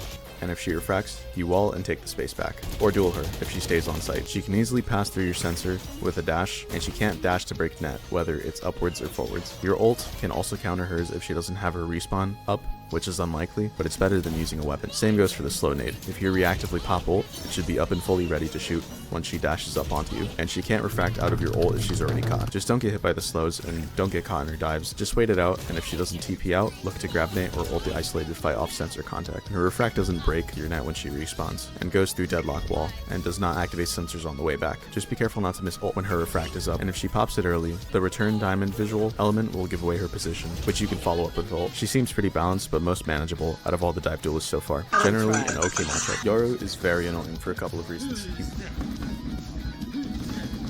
fully counters your trip with clone. He can TP out of your trips when hit, and his ult activates your sensors, and he can travel through your wall during ult. And if you aren't playing well around your sensors, he can activate them against you and pop out shorty combo, then TP to Japan. If your wall doesn't go up fast enough, he can slip a TP past and get through, and TP out of your Gravnet whenever he wants. The effect still persists on the other side, and he can TP dodge your ult if he's fast enough. And his ult disarms your entire setup and gives vital information to all enemy positions on site. And if he is nerdy enough, he can clone one-shot your wall. Very unlikely, but not impossible. And if you want to hold your wall for early info, think again, because he can flash TP combo you if the TP slips through, which happens pretty often if you don't insta-place your wall. If he gets a wall boost near the wall, he can bypass or send TP over to aid in his arsenal of tricks, and he can use his clone to counter your entire ultimate. So I know this sounds bad, but there are some counterplay options. If the TP gets past the wall, you can use it to your advantage and place a trip on top of it. Now, it's important to know that it won't activate when he teleports into it, but you can net off the TP sound and he'll be forced to make sound, giving you a free duel. This clone isn't much of a problem if it's on your wall. Just ignore it and hold it from a head angle, because this gets Differenia Gaming is real. If the Yoro clone gets past your wall for whatever reason, you should generally break it because it's a coin flip whether you hit the building or not, and having that what if factor could really mess with you. So it's best to give a little info and shoot it, then all of the what if scenarios that can spiral out of control. Try to refrain from netting the clone if you can. It's pretty easy to tell, just shoot it out. And don't ult the clone, just pull your gun back out and shoot it, then ult. However, if he's sitting back and holding the clone for your ult, just swing it with the gun while he has his util out, and then ult right away if you whiff.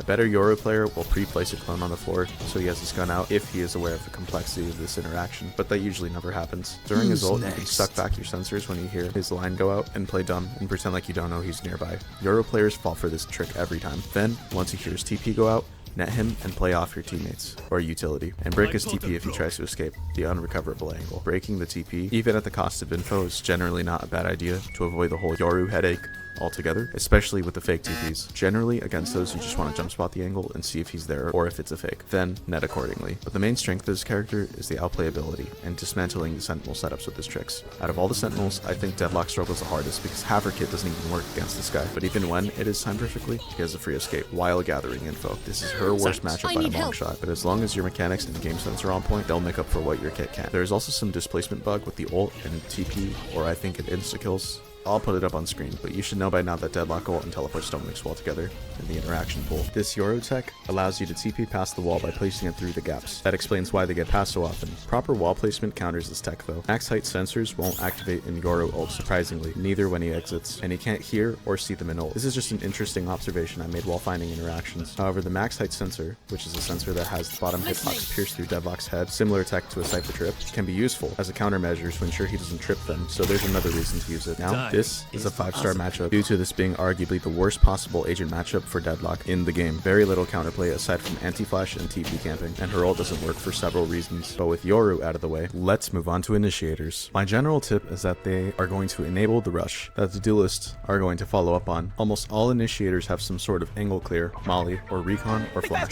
Generally tools to help gather info, clear space, and make plays. They aren't your primary targets most of the time because they'll usually hang back and util dump for the team, but they can be because most of them follow up on their own utility in solo play. Dodge flashes or play anti-flash and swing off the audio cue's end. Just don't get hit by it at any cost, since most of their flashes give info, such as Sky Flash for example. Same goes for recons. Duck into cover or shoot. A lot of their ults are meant to take space. However, Deadlock is very good at holding space, so the answer isn't always just play retake. While your wall is up, you can still fight for the space. But generally speaking, once it drops, and if the initiator ult is active, you should start to play very passive, but attentive, because they usually rush it down every time and run into your sensors. However, you should consider retaking if it gets too hot to hold. And hitting a Gravnet on deployables and pets is generally a waste of net. It's better used on players to reap more value. Now with that out of the way, let's initiate with oh my god, that's so unfunny. Breach, who will spam utility until he runs out. Okay, but actually be wary of his Aftershock blind combo, and if they fault line deep, you should respond with a Gravnet to deny them from scaling up. And the secret to dodging flashes on any character is anticipation. If you hear or see Breach's utility, don't hold your wall at the choke. It's better to swing after the audio cue goes off. Preferably don't give any info and stay tucked until a better opportunity arises, like then tripping your sensors. He isn't much of a threat on his own, just play retake for his rolling thunder, and if possible wall before the ult goes out to deny them full ultimate value. But don't sleep on his flashes. They usually hand him free kills on unsuspecting players. You can also counter ult if your wall is expired to slow them down, and if they don't respect it, ult the choke and Gravnet, and pray it's enough to slow down their rush. Difficult when paired with a very good duelist, but manageable. Fate is simple. Tuck when the Eye of Ra is present, and if you can't, look to break it before getting spotted. Wall before or recon, as they will usually look to follow up on it. Don't sit in spots that Fade can use her seize on, and shoot the Fade cast if they spot you, or if she's taken a while to scale, you can insert yourself into a corner she's already cleared with the Prowler, and get a timing. Her Nightfall is no reason to give up your sight. Your abilities counter her ult, because wall generally speaking counters all rush sight taking ults when properly placed, and your sensors will still give you a visual indicator telling you if someone got hit, which usually happens because they'd like to rush into sight thinking nobody can hear them, but the sensors are unaffected. Be careful to make sure the Prowler doesn't obliterate your wall, because it does almost 350 damage a second like most lock-ons in the game, and if Fade already knows your location, she can easily Prowler swing to give her a more favorable duel. Generally, depending on distance, you're going to want to prioritize Fade most of the time, unless the angle is really close. Then and you want to shoot the Prowler strafe, then reset your aim and shoot. Not that hard of a matchup when Deadlock is played properly, but if she gets a Duelist to follow up, you might be cooked. Gecko is next, and isn't that bad of a matchup. Tuck the flash or shoot it out if you won't be able to dodge it in time. Just be cautious that Dizzy gives an audio cue for spotting enemies, even if she doesn't shoot, so tuck well or shoot it before it forms. You can stand in areas that get moshed, but be ready to move out just before the explosion comes in. Generally speaking though, it's best not to sit in the mosh pit in case there's some follow-up stun or movement slowing ability. Wingman can be sent to plant through any wall gap, and it's very generously in favor of Gecko. From my testing, perfect placement counters this, but sometimes it doesn't work as shown here. If Wingman plants Spike on top of the main node, it still gets one-shotted, like with normal agents planting. I accidentally stumbled upon this Gecko fast wall break exploit when finding clips. My best guess is that Wingman first locks on, and when he collides with the wall, he gets sent away, presumably because there was a frame where Deadlock was visible. He turns around and reflects every frame along the wall's edge, causing damage every frame until it's destroyed or he's close enough to stun, if I had to make an educated guess as to what's going on in this clip. Like previously mentioned in the wall section, if the wall hasn't formed yet, there's a brief window where he can right-click and he will lock on and destroy your wall. If that interaction occurs, break Wingman before he breaks your wall. Thrash can be countered by a lot of Deadlock's abilities. For instance, a single wall can fully block the Thrash even on 1 HP. The Gravnet reduces its speed, thus coverage, by 70%, which is massive for a refreshing ability. I mean, just see the difference for yourself. The Lunge is affected by the Gravnet and will only cover half the distance, as you can see here.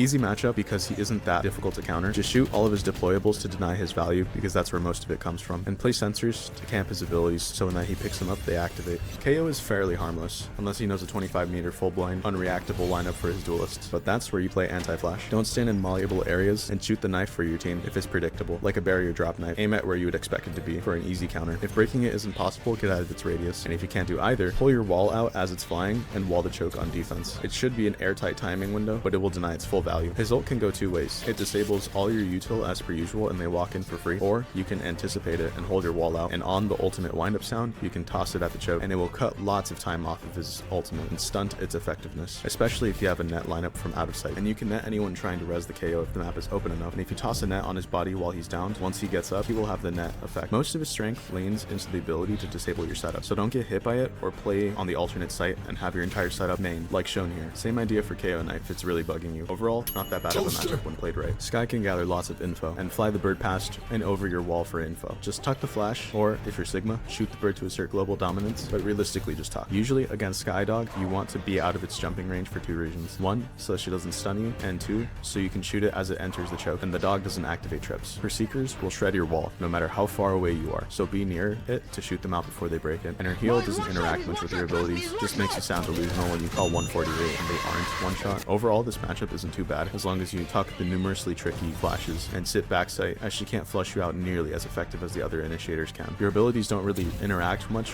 besides wall and Seekers, but a good Sky player will look to maximize everything in her kit and pop flash for herself, so be cautious. Sova is very annoying when played properly. His drone can see the farthest out of all the deployables in the game and goes over your wall. You can tuck its LOS to deny info, or if that's not possible, it can tag you if you don't break it in time. Double shock dart cringe combo is a thing, so don't get too comfy in the molly spot. If he places a bad recon, you can usually tuck it, but if it's well placed, most of the time you will have to shoot it, and depending on the map and situation, you can counter ult with your ult if you know where he is, to deny his value. Also, don't fall for the bouncing recon ult out of smoke trick. I've seen this work even in pro play. With most deployables in the game, you can ult to catch their body as shown here.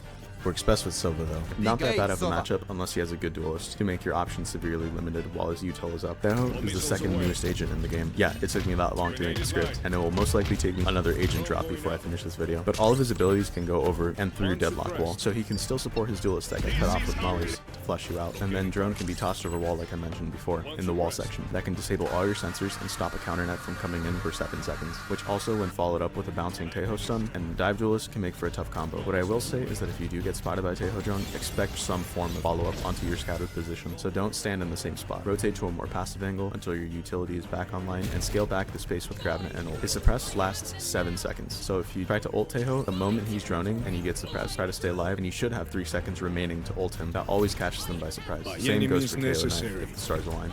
And now, onto controllers.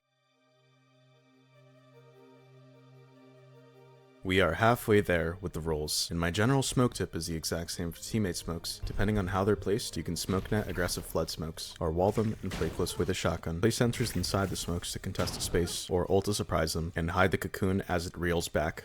Generally speaking, don't be afraid to contest smokes if you have the majority of your kit, as the main job of smokes is to cut LOS and scale, and to aid or deny aggression depending on where it's placed. A quick tip I found is smoke screen canceling. If you pull up a smoke screen or an in-game ability map, you can quickly tap it again when your character icon appears to fast pull out your gun compared to the regular pullout time. I'll put up a side-by-side comparison of how this trick works with brim smokes and ult. Clove smokes can also be cancelled, as shown here. Tejo missiles can be cancelled, but surprisingly, not his ult. Even with the alternate method, escape cancel strat, which I'll mention soon. Any dimensional smokes like Astra or Omens don't work with this trick, and with Omen ult, you can't tap it again to get a fast cancel. If you really want to fast cancel, you would have to do the first iteration I found called escape cancel, which utilizes the double press of the escape key to cancel your ult selection screen. It's only beneficial when you fully have your map out, because it takes roughly the same amount of time if you were to insta swap from your map to your gun. If you main smokes, this might be very difficult to ingrain into your muscle memory, but it's very beneficial to learn and know about so you don't get caught off guard. End of niche tech. Now, back to Deadlock.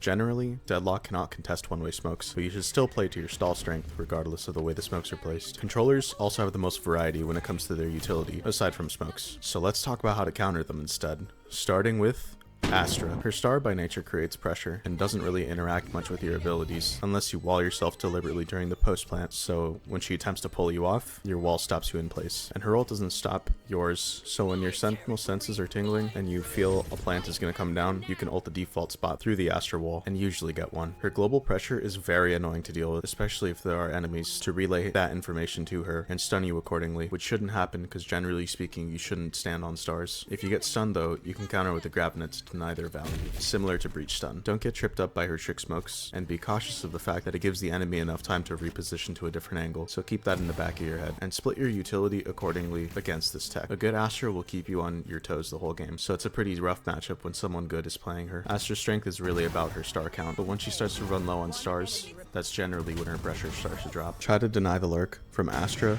or lurk yourself to kill her. Good Astra players will abuse the fact that they have infinite range and lurk majority of the rounds, so catching her off guard is a surefire way to counter her. Brimstone's Stim Beacon is the best sleeper tool in the game for enabling rushes. Even if you wall them, they can break it down in 3 seconds, and stopping the powerhouse ability is going to take your whole kit. Usually it's best to invest Gravnet after they rush onto site and hit a sensor, but I don't mind netting early to utilize the entire kit just for stall. A good Deadlock can stop the free rush ability, and a good Brimstone will space out one-way smokes on site to make the terrain impossible to move through. You can yoink the planter and throw a wrench in their plan if they manage to get through, and do not let the plant come down by any means necessary, even if that means trading your life to reset the plant timer. Brimstone, in post-plant, is the strongest position in the entire game. His mollies zone out the bomb for 7 seconds. His ult, from what the wiki tells me, is 3 seconds, which is an agonizing 10 seconds of stall that cannot be skipped or avoided unless you bounce a molly off your head, which is highly unlikely to happen in a real game, but worth trying. This guy is an entry powerhouse with the longest smokes in the game at 19.25 seconds, and a post-plant demon all at the same time. Just play to your strengths and you should be good. Commit to holding sight if his ult is online. If you know his post-plant position, you should go for an ultimate instead, to guarantee him off the angle. And remember, he doesn't have refreshing smokes, so if he burns all his smokes on a failed push and rotates to the other site, keep that in the back of your mind. Clove is on the weaker sides of the smokes category, considering her smokes only last for 13.5 seconds, about 6 seconds less than Brimstone's, but can be a solid pick in solo play as their entire kit allows them to be self-sufficient, and smoking from the dead can outright win rounds if used properly, so don't sleep on that. Clove's abilities don't interact much with Deadlocks, aside from the fact that Clove has an option to phase through Deadlock wall while they are intangible, which a good Clove will abuse to ensure her highest odds of finding a fight, which is their main goal after res, to info gather or fight for their second life, which Deadlock can fully deny with a Gravnet. 0.5 seconds as they're about to exit their incorporeal form, and some jiggle peaks to reset the Gravnet remove timer will knock off a lot of time from Clove's res, or just ult them outright to avoid the whole mind games like I do in this clip and pull them back to their grave. An ult for an ult trade is worth it in the right scenarios. Harbor is laughably bad and underwhelming. His walls don't do anything to stop your sight hold since you could smoke net past them, and his hide tide isn't that threatening if you play near your setup. The strongest part of his kit is the cove, which if paired with the planter and someone protecting the cove can be dangerously strong. So ult the planter to deny them from scaling up when the shield bubble goes up. His ult literally just forces you to sidestep a little. I know, very scary, but good players will abuse the info given by the golden strings. So don't default too hard when facing Harbor. It's not always a free matchup, and re-clear everything when the high tide falls. Most likely, if they're playing Harbor, they're a one-trick nerd who likes to hide in high tide pockets and get knife kills from uncleared angles. His main strength comes from his team following up on the space cutting and scaling his abilities can create, such as a Cascade B-Long to scale up and a High Tide to cut literally every defender passive angle holding position. A good Harbor will make the most mileage out of his character, so don't be fooled by his statistics. Still a pretty easy matchup if you know what you're doing though. Omen's main value is being able to set up his flash TP combo in sync with his team's aggression. As long as you don't stand in the common flash angle, like near Generator or the left side of Abyss, A site, you should be good. And if it is coming your way, just strafe the flash. The hardest counter to his TP is actively listening to the in-game audio and ensuring he didn't get past your wall. If so, you can Gravnet him to limit his aggression, and if he TPs again, the Gravnet will persist. There is a buggy TP Deadlock ult insta-kill displacement frame perfect interaction that can happen as well, similar to Yoru. I'll put it up on screen, but I'm pretty sure it's just displacement. You can also use smokes as stepping stones to chain TPs to get very far into your backline, which if you don't expect can work super well. Deadlock can body block Omen ult from grabbing the spike with her wall. It makes sense since body blocking the spike is a viable strategy with players. I've read about this trick online however, and in all of my personal testing I was only able to replicate it a handful of times. I've tried variations and combinations like wall and body block to no avail. He almost always has a way to grab spike. Unless it's extremely close to the wall, then Deadlock can wall herself inwards to deny that space from being teleported into, or best case scenario it's in a corner, which a single wall placed properly can fully stop him. There is just too many variables to consider for this situation to be a viable strategy. The wall acts as one extra player to help body block, and most of the time you need 2 to 3 people to make it work. It's worth mentioning that even if he does get body blocked away from the spike, most cases he could still manually pick it up if he isn't shot out right away. Just use this tech to your own discretion and know that it's very finicky. Make sure you have surround sound and keep your ears open for his teleports. And if you do get flashed, respond with the Gravnet and hold close until it wears off. Viper has a very strong set of utility to enable herself and teammates with her smokescreen that can constantly create invisible pressure multiple times throughout the round, and her one-way orb that refreshes fairly often, or in general to deny the plant or diffuse from happening with the orb molly combo, which brings them within one-shot territory if they stay in it for too long. And certain Viper's Pits lineups can anchor space or be used on certain maps to initiate massive floods to help attackers get onto site. Generally, aside from all the previous smoke tricks, nothing in Deadlock's kit interacts with Viper that I haven't covered already. Just smoke net and rob the planter through Poison Cloud. One interaction I guess I forgot to mention is that Viper's Pit can flood past the Deadlock wall as if it wasn't there, and they can use this to their advantage by having a Viper scout close with her enhanced vision while her team breaks the wall. They don't interact much, but a good Viper is going to make the game unnecessarily harder than it needs to be. Overall, the best way to counter smokes is to understand how space works. There's enemy territory, your territory, and neutral space. The job of the smokes is to cut as much neutral space that they can take. However, smokes are inherently neutral by design, so if you have utility that can take that neutral space before they do, you can use their smokes to your advantage. This takes a lot more game theory and finesse to understand, but what you should know is that not every single smoke is inherently good or bad. There's a lot of gray areas, and you need to look out for those and take it into consideration to grant yourself the best advantage. And now, on to Sentinels. Finally, we are nearing the end of this video. With the Sentinel enemy matchups, my general tip is to rotate off the site that the Sentinel is playing without committing too many resources. However, on certain maps or economical restrictions, this isn't a viable option. Take for example A site Pearl that has a ratty Cypher playing Dugout with an Odin playing off trips. And you know this, but you're on eco, or even on the bonus sometimes. It would actually be a disadvantage to rotate off to the other site with strong anti-eco weapons, being B site Pearl, where a single outlaw posted there, even if it's one player, can cause massive amounts of trouble for the attacking team if they can't coordinate and block his line of sight, or get him off the angle. The attacker will generate insane value, so that's one case where it would be preferable to attack a Sentinel site. Another instance is that you are able to dismantle their setup quickly and efficiently. Each Sentinel has their specific weaknesses, which I will cover now. If you must, enter their domain. Chamber and Deadlock's abilities don't interact at all, aside from Gravnet persisting through the TP. And he can pierce you behind your barrier, so it's not viable for protection or LOS blocking during the plant or diffuse, unlike a Sage Wall. And it's not good enough to sneak past, like a Cypher Cage. The best way to utilize wall in this matchup is to cut off the angle itself by walling deep so he doesn't utilize the wall against you, unless he aggressively TPs past your wall, which is unlikely, but you should keep an eye out for. And trap walling won't work, he'll just teleport back to safety. His main strength relies in his ability to get one and get out. You'll play off angles, and a good chamber won't just thrive on long range, but do great in close range as well, with a shotgun one-shot TP. After the initial aggressive usage of his teleport, the second use of his TP will be to stop the plant from coming down, or to find another duel that favors him, preferably off his trip's contact, which if possible you should try to break to deny his info as often as you can afford. And his ult just makes anchoring down long ranges a breeze. Get it? because Breeze is a long-range map. He can safely teleport back to his rendezvous without activating any sensors on his anchor, so that's an interaction to take note of, but usually they make noise immediately after teleporting if they aren't careful, like with Yoru. Make him burn his teleport early by flushing him out of the cringe spots with utility. However, I would advise not to ult Chamber, Yoru, or Omen, just because they all have super easy escape options. If you must ult them, actively track their remaining teleports, but just steer clear from ulting them all together unless you know their end position. Clear your angles properly and don't take fair fights against this guy. Don't be first in line either to ensure that you're not the first blood he's aiming for. On long range, deny his strengths from his overpowered weapons by playing out of his LOS and ulting where he teleports if you have the info. If you can afford more team coordination, smokes, and sight splits, hard counter this agent's long range playstyle. And breaking his trip can cause him to flake off the post and go check out what's going on, since he can only hold one angle at a time. That is key to defeating him. Performing a sight split is so powerful against him because he can't hold everything at once, unlike a Cypher or a KJ. Unless he's tense, he isn't going to flick 4 people exploding onto sight. If you net him and he TPs back into cover, it should give you plenty of time to scale up. In summary, net him to scale up after the TP, and ult him when you know you can hit his TP anchor. And play out of his power angles, clear corners properly, don't be first in line either, and let him burn his utility on your duelists. Just be sneaky beaky on him, break his trip, and time your team executes together for a split.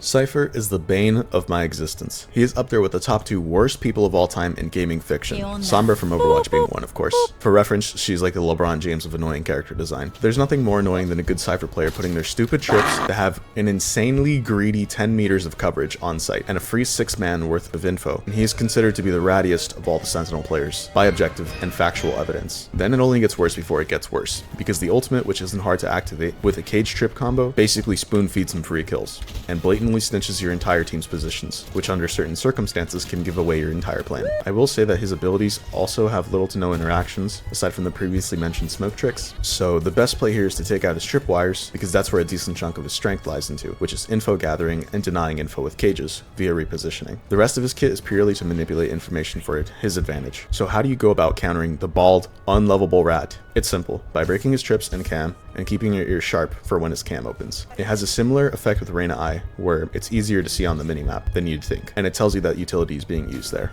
which you can break off the sound or the minimap contact. His cages can be baited for false info by touching it and getting out before the exiting sound is made, to make him think you're on the inside, and he makes no sound when slipping in or out of his own cages. Cypher cage has double the coverage downwards and can line up oppressive one-way cages that either guarantee space or a kill if they don't respect the one-way. As Deadlock, you don't have much initiating abilities to get onto site, especially against the one-way cage. The unfortunate thing to do in this case is to wait it out if your team can't util past the smoke. Just break his trips, and God forbid you hit a single trip in your own spawn, because you already know he has a Guardian lineup that penetrates through 8 walls just to kill you. When all his util is burned up, he's sort of useless until he gets his cam back, which can aid him for info, or potentially in a duel, like the Vice fake flash. Similar tech to a tripwire fake. And pre-fire the common cam spots after learning where he places them, and before you get tagged, buffer the F interact key to remove the dart as soon as possible, similar to Deadlock net. If you have the Deadlock ult the most probable Cypher rat spot. He is the best target to ult in the entire game. Pulling him is like taking shackles off your feet when he dies. Just be wary that all his trips are still active while he is alive inside the cocoon, and he cannot activate his cages while inside Deadlock ult. The Deadlock matchup I will save for last because it's very good. Killjoy is all about breaking her setup before it gets value. I've seen nanoswarms be used as pseudo flank watch utility, and by breaking them it gives information, similar to Vice Thorns. But generally speaking, her utilities mix between info gathering, zoning tools, and getting kills. Nothing in Deadlock's kit interacts with her, aside from netting the alarm bot. Place max height sensors to stop the nanoswarms from breaking them, and if you find any nanoswarms on the bomb during plant or defuse, please break them. I've seen even Radiance not break these, so you know it's a problem. Preferably find and break both in quick succession to ensure that she can't reactively activate one off the first break contact. Break her flank watch utility as often as possible while ensuring you stay alive. The main counter to her is just making sure that her utility gets broken before it gets value by scaling slowly. And against the lockdown, if it's just Killjoy, you can solo her using the light beam and the minimap as information. And you can stay inside the radius for the full duration if it means pulling the planter or diffuser off in a 1v1 scenario. However, this would be a calculated risk to take, so do this to your own discretion. You can also wall them from the route if you must stay inside the lockdown radius, but it will only save you a couple 3 to 4 seconds if the wall is uncontested. Offer 8-second detain. Careful for her turret contact swing. Try to anticipate as much of her setup as long as you scale slowly and break her stuff and learn her playstyle. Then You should be fine. She is, from my experience, the easiest Sentinel to counter, and generally not that much of a problem. Sage is the first 3 pillars of stall demons. She is the most defensive out of all 3, that being Sage, Vice, and Deadlock. Her entire kit is either stall or supportive by nature. The main way to beat her is to break segments of the wall as it's first going up for the first 3 seconds, and always ping a piece for your team to focus down on. After all the segments break, usually it's followed up by 14 seconds of 50% slow, and you have 2 options: push past the slow, which gives you a horrendous disadvantage when clearing angles, or wait out the full duration, which by then her team will arrive to spam the choke even further. Usually smoking the choke to flood out is the most viable option. You should instinctively break as many segments as possible for your team to ensure they can't spam down a narrow wall segment, and give your team more space to work with and flood through. But be careful not to get swung on while you're spamming. And her resurrect is more gameplay tempo focused, but there are some tricks that Deadlock can do to cut its value. Throwing the Gravnet at them 0.5 seconds before they finish the res animation, you can secure yourself more time to move around the map or find a kill on the net target. I will say that this is really easy to mess up the timing on, and I have no regged both my nade and ult on a res target for. Expect her to attempt to res bait every time she reses, and duel her first because it's inherently better to take those odds since you get a 2-for-1 deal. If there's a weird wall, just walk to the other side. Don't even bother with the Timu Grim wall, but if you must push it, bait some shots into the wall and fully clear the top of it. Then clear the full perimeter of the wall, including the pockets on the left and right side. Then you can commit to finding and eliminating her, then sight. Watch out for tight angles and fake walls as well, as if you don't expect, they tend to work super well. You can also push past her slow before it forms to get a timing on her like I did in this clip.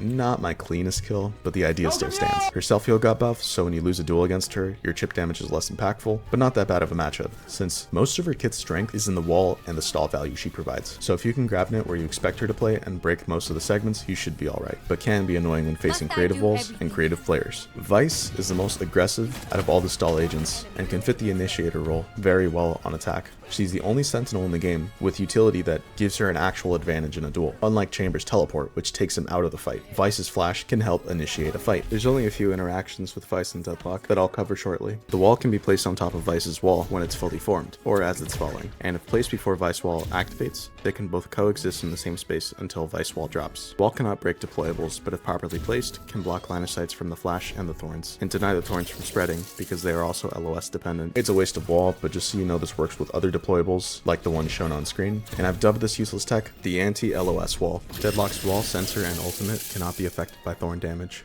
and sensors can be broken by the Vice wall, even at max height. However, with pixel perfect lineups, there is something called a true max height sensor that has a few pixels wiggle room. If it's placed too low, it breaks. If it's placed too high, it doesn't activate. But if it's just right, it will survive the Vice wall, and it's impossible to replicate without a lineup in a real game. Net requires line of sight and cannot pass through the Vice wall when activated, unless there's a gap underneath the Vice wall, which can happen in very specific circumstances. If the wall is halfway through its falling animation, it can fairly consistently catch people on the other side, so be careful for that. To counter her, just jump spot the wall as early into the round as possible, and break her thorns. But if it's on flank, don't break the thorns because it will alert her, similar to nanoswarms. If you see a flank wall, jump spot it as early as possible, and don't commit just yet. Try to make your presence as much as a thorn in the side as possible throughout the entire round, and if you don't run in and die, you can continuously create pressure until you find a good enough timing to collapse with your team. Dodging the flash is almost impossible when it's already prepared, so I'll give you some countermeasures. Whenever the wall is tripped, there's like a 70% chance it's followed up with Vice flash that could be high enough to flash over the wall, so be ready to dodge it when the wall goes up, no matter which side of it you're on. Expect to flash in long areas to gather information, like the spawns of Fracture, and Pearl be long, and play accordingly. Her flash duration is affected by the distance as well, scaling in duration the farther away you are. Pre-fire common flash areas like this one on Bind that pros use, similar idea with pre-fire Cypher cam locations. If you get your gun jammed, the strongest counter in your kit is Deadlock ult and net to stop them from pushing you. It allows you to hold the space you have until they peak or the last seconds of your ult. Similar tick with Killjoy ult is that you can Deadlock ult where the Steel Garden originates from and capture her right away off that information. She will mainly look to Vice ult to regain space that's slipping out of her hands, so not every Vice ult is meant to farm kills. Vice ult's primary use is to alleviate pressure and to keep opponents out of sight, and she could ult and throw down her thorns at the edge to ensure they are locked out for 7 seconds, giving her lots of time to set up for the stall or plan her next fight, and never be first in line against her, especially when her ult's online, or else she will solo ult cut the player.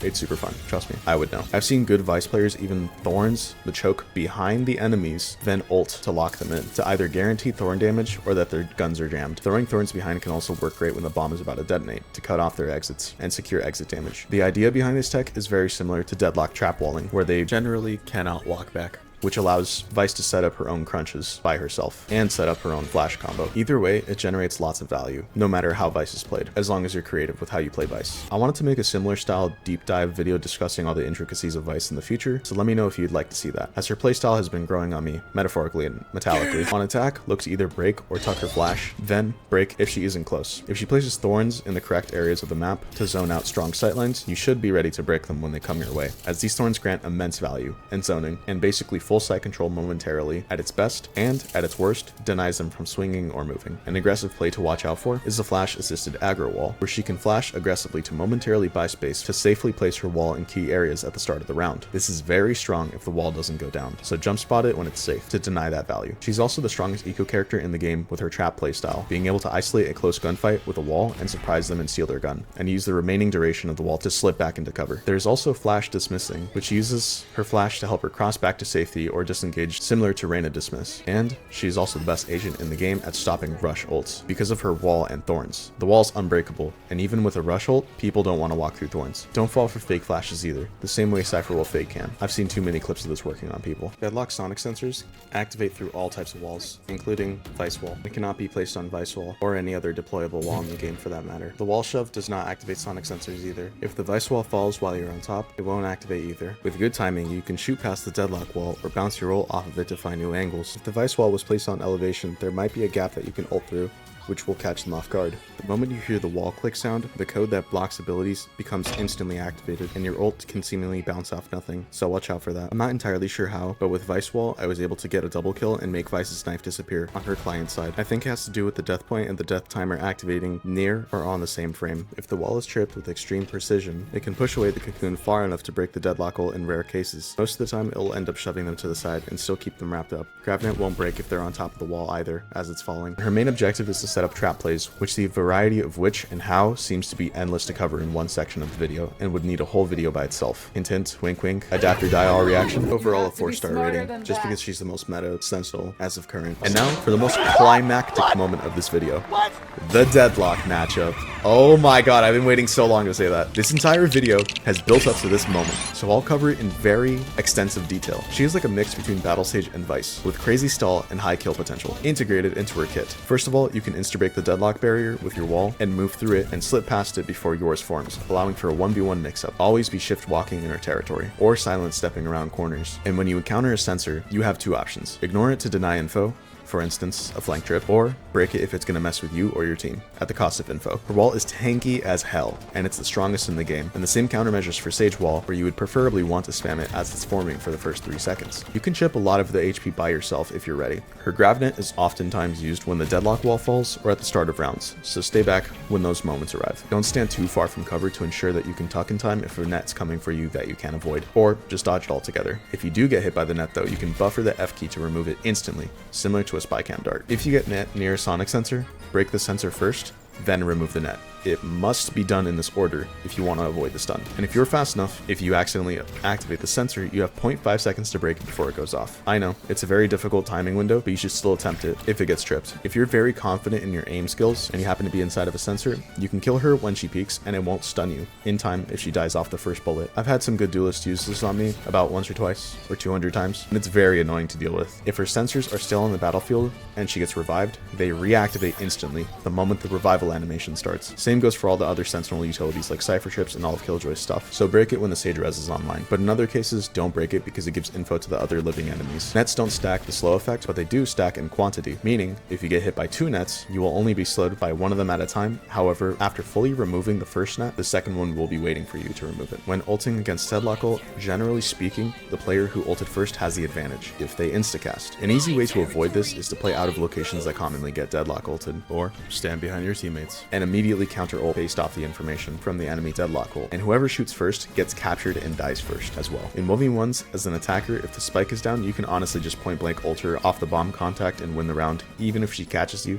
there won't be a diffuser remaining. However, on defense, you are generally at a disadvantage if the bomb's down, unless you know generally where she is, but by all means do not get caught if you are in a 1v1. If you must stand your ground, knife out and strafe the tube to your best ability. Deadlock Cocoon will always pass through Deadlock Wall, no matter which team both abilities are on. But refreshing nets can create even more pressure than they used to before throughout the round. But all I can say to finalize this matchup is to break trips, focus wall, never be first in line when the ult is going out, and don't get hit by the net by knifing away. If you do manage to net her, this will now lean into your favor, because of the net fully removes sound effect buff. This tip is essential for Deadlock. Type Deadlock diff after killing your enemies or ulting the enemy Deadlock. This mental tilt is crucial to ensuring that they are off their A game and is a viable strategy as always for Deadlock main, or just any mains in general. And now, my general tip for dealing with sentinels, and being a good sentinel yourself, is that you shouldn't ego peek, especially as senti, and you won't be facing a single jet or single set of smokes. Usually, it's either nothing, which means you lost the value if they don't hit your sight, or one player or a lurker, which you should be able to handle no issue, or 2 to 3 people who can cause you trouble if they do coordinate together, but you can still stall them out and fight for the space. If it's about 4 to 5 people, you should look to stall out as much as possible, but get out of the site and retake with your refreshing net when your team is with you. You can also play your trips to the opposite site for global presence, which works very well if they don't consistently go to your site. Be ready to switch up sites if it gets too dry, and remember, you want them to walk into your blender, so keep trying to read them and predict their hits. Don't rotate if you are the only one holding your site. Usually the 4 on the other site should do a good enough job at sending them your way, but it's very possible they all magically die and you are left alone in a 1v5, and your team is blaming you for anchoring, as they always do. You should look to lurk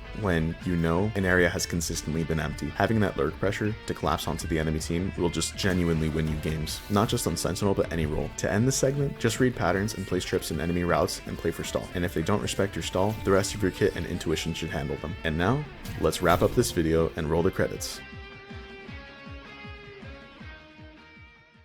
And we are finally done. Oh, yeah, we did it! Oh, wait, what? There's a new map? Already? Why? I mean, it's cool and all, it's the best designed close quarters map by far, especially for sonic sensors, but really? As if this video wasn't long enough. Alright, let's just speed run over this. 120-second corrode guide, or Deadlock. You're going to want to place your walls at the entrances, and if you want to alternate walls, here's a decent elevated wall for B site. And A site, alternate walls will usually flex between these 3 locations, depending on sonic sensor placements, which you will look to block off one lane and censor the other. On the topic of sensors, here are 2 good angled ceiling trips, 1 cool floor trip that no one's talked about so far, because I found it. There are 3 unbreakable trips that I found so far, being on the inside of the A tall box that hits them when they enter the hallway, and near the entrance of the B site. And there's a sensor that can be put inside the hut that will hit anyone trying to retake. These broken trips will suffice just fine, but in general, sensor on route to the bomb or anywhere near it works just as well. And for your net, you'd want to hit the chokes or use these 2 lineups to hit deeper into their territory. Speaking of territory, let's look at her rules of the ult lineups, which goes as follows. These are all the decent lineups I found for Deadlock ult on attack, and these are the good defense ones, but it's best to use ult off of info because of how close quarters the map is, which contrasts with their ult that is long range. You don't want to get shotgun mid-peak in your ultimate. Walling off mid is really good if they contest it, but if not, flank it to wrap around and kill them. In summary, play close to your trips as they inherently get more value on tighter maps like these, and abuse retake ult lineups on A, since as a common Valorant consensus, A is easier for attacking and retaking, and B is harder for attack and retake. You can play on this roof for an off angle, and you can cross this box without a wall boost. RIP wall boost. You can also barrier hop onto these boxes if you really want to. And here are easy spike lineups for both sides of both sites. And this ult will go out of the site, bounce on a crystal, and hit the left side of B to deny the retake. Phew. Okay, now that's everything. And I would truly like to say that, but to be honest, I've encountered a plethora of useless bugs as well, along the route that didn't make the final cut, which I will show as background footage for the rest of this segment. These didn't make it just because the parameters to replicate them were too precise or had no impact in the game. And as for the lore, I will only show it on screen but not talk as much about it because this video is longer than a movie now. A few integral lore pieces I wanted to brush over is that Deadlock has trust issues with radivores and doesn't like Gecko Screechers. This is evident from the documentations on the wiki and both cinematics, Unmade and Sunset. Towards the end of the Sunset cinematic, she regains strength to trust. A beautiful and touching story, as if this character couldn't get any more well designed. The RDVR Phantom, which is the Battle Pass Phantom, specifically curated for Deadlock, has a secret meaning. RDVR suggesting that it's an acronym for Radivore, the very thing she kills in her cinematic using the same nanowire tech seen on the gun. Aside from the actual game of Valorant, the wiki was the most valuable source for the making of this video. And here is the entire page, where I got basically the majority of all the precise Deadlock information from. And I'll show some pictures of her in-game items along with this unused player card, just to make sure I don't miss anything. interesting. Valoplant was also very good for any strategic sections of the video, for explaining more elaborate things I couldn't really convey with just 2 players. And yes, it was just me throughout the entire process, even through all the 2-player sections. Yes,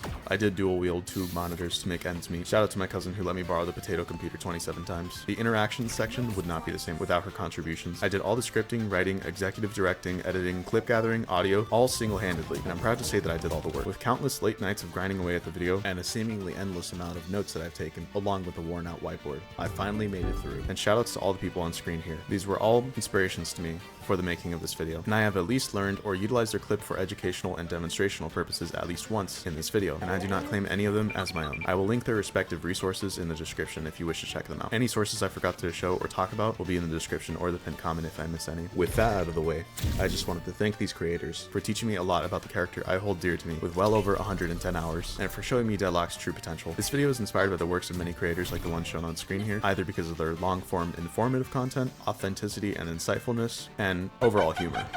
And it honestly has been a journey, like Terraria's journey's end, type of journey. Enough to make a full man cry. But most importantly, thank all of you. And I truly mean it with every fiber of my being. Thank you all for watching through and sticking till the end of this video, or at least if you watched some parts, if that was the case. This was the most arduous, painstaking, straining, in over my head project I've ever attempted in my life. That took me well over a year, 16 months to be exact, to make it, and there was at least 18 times where I considered scrapping it, even towards the final stages. My old laptop died at 80% of the way through, and I had to recover the data, which was another setback for a situation I thought I couldn't handle, but made it through. However, now that I'm done with the Deadlock video, I don't know what will come next. Vice Guy won't come for another few months, I can assure you that. It's on my to-do list, eventually. I know this video is not 100% perfect. After all, it is my very first real video that I will decide to keep. And if there's one key takeaway from everything you watched, is that Deadlock is much deeper than just a throw pick, and she can be a true weapon in the right hands. Whatever you guys take from this video, I hope you at least walk away knowing that this video was made out of my love for the game and Deadlock as a character. And hopefully, through this video, I have shared that perspective with you. And if not, I hope it at least made for an entertaining and informative video.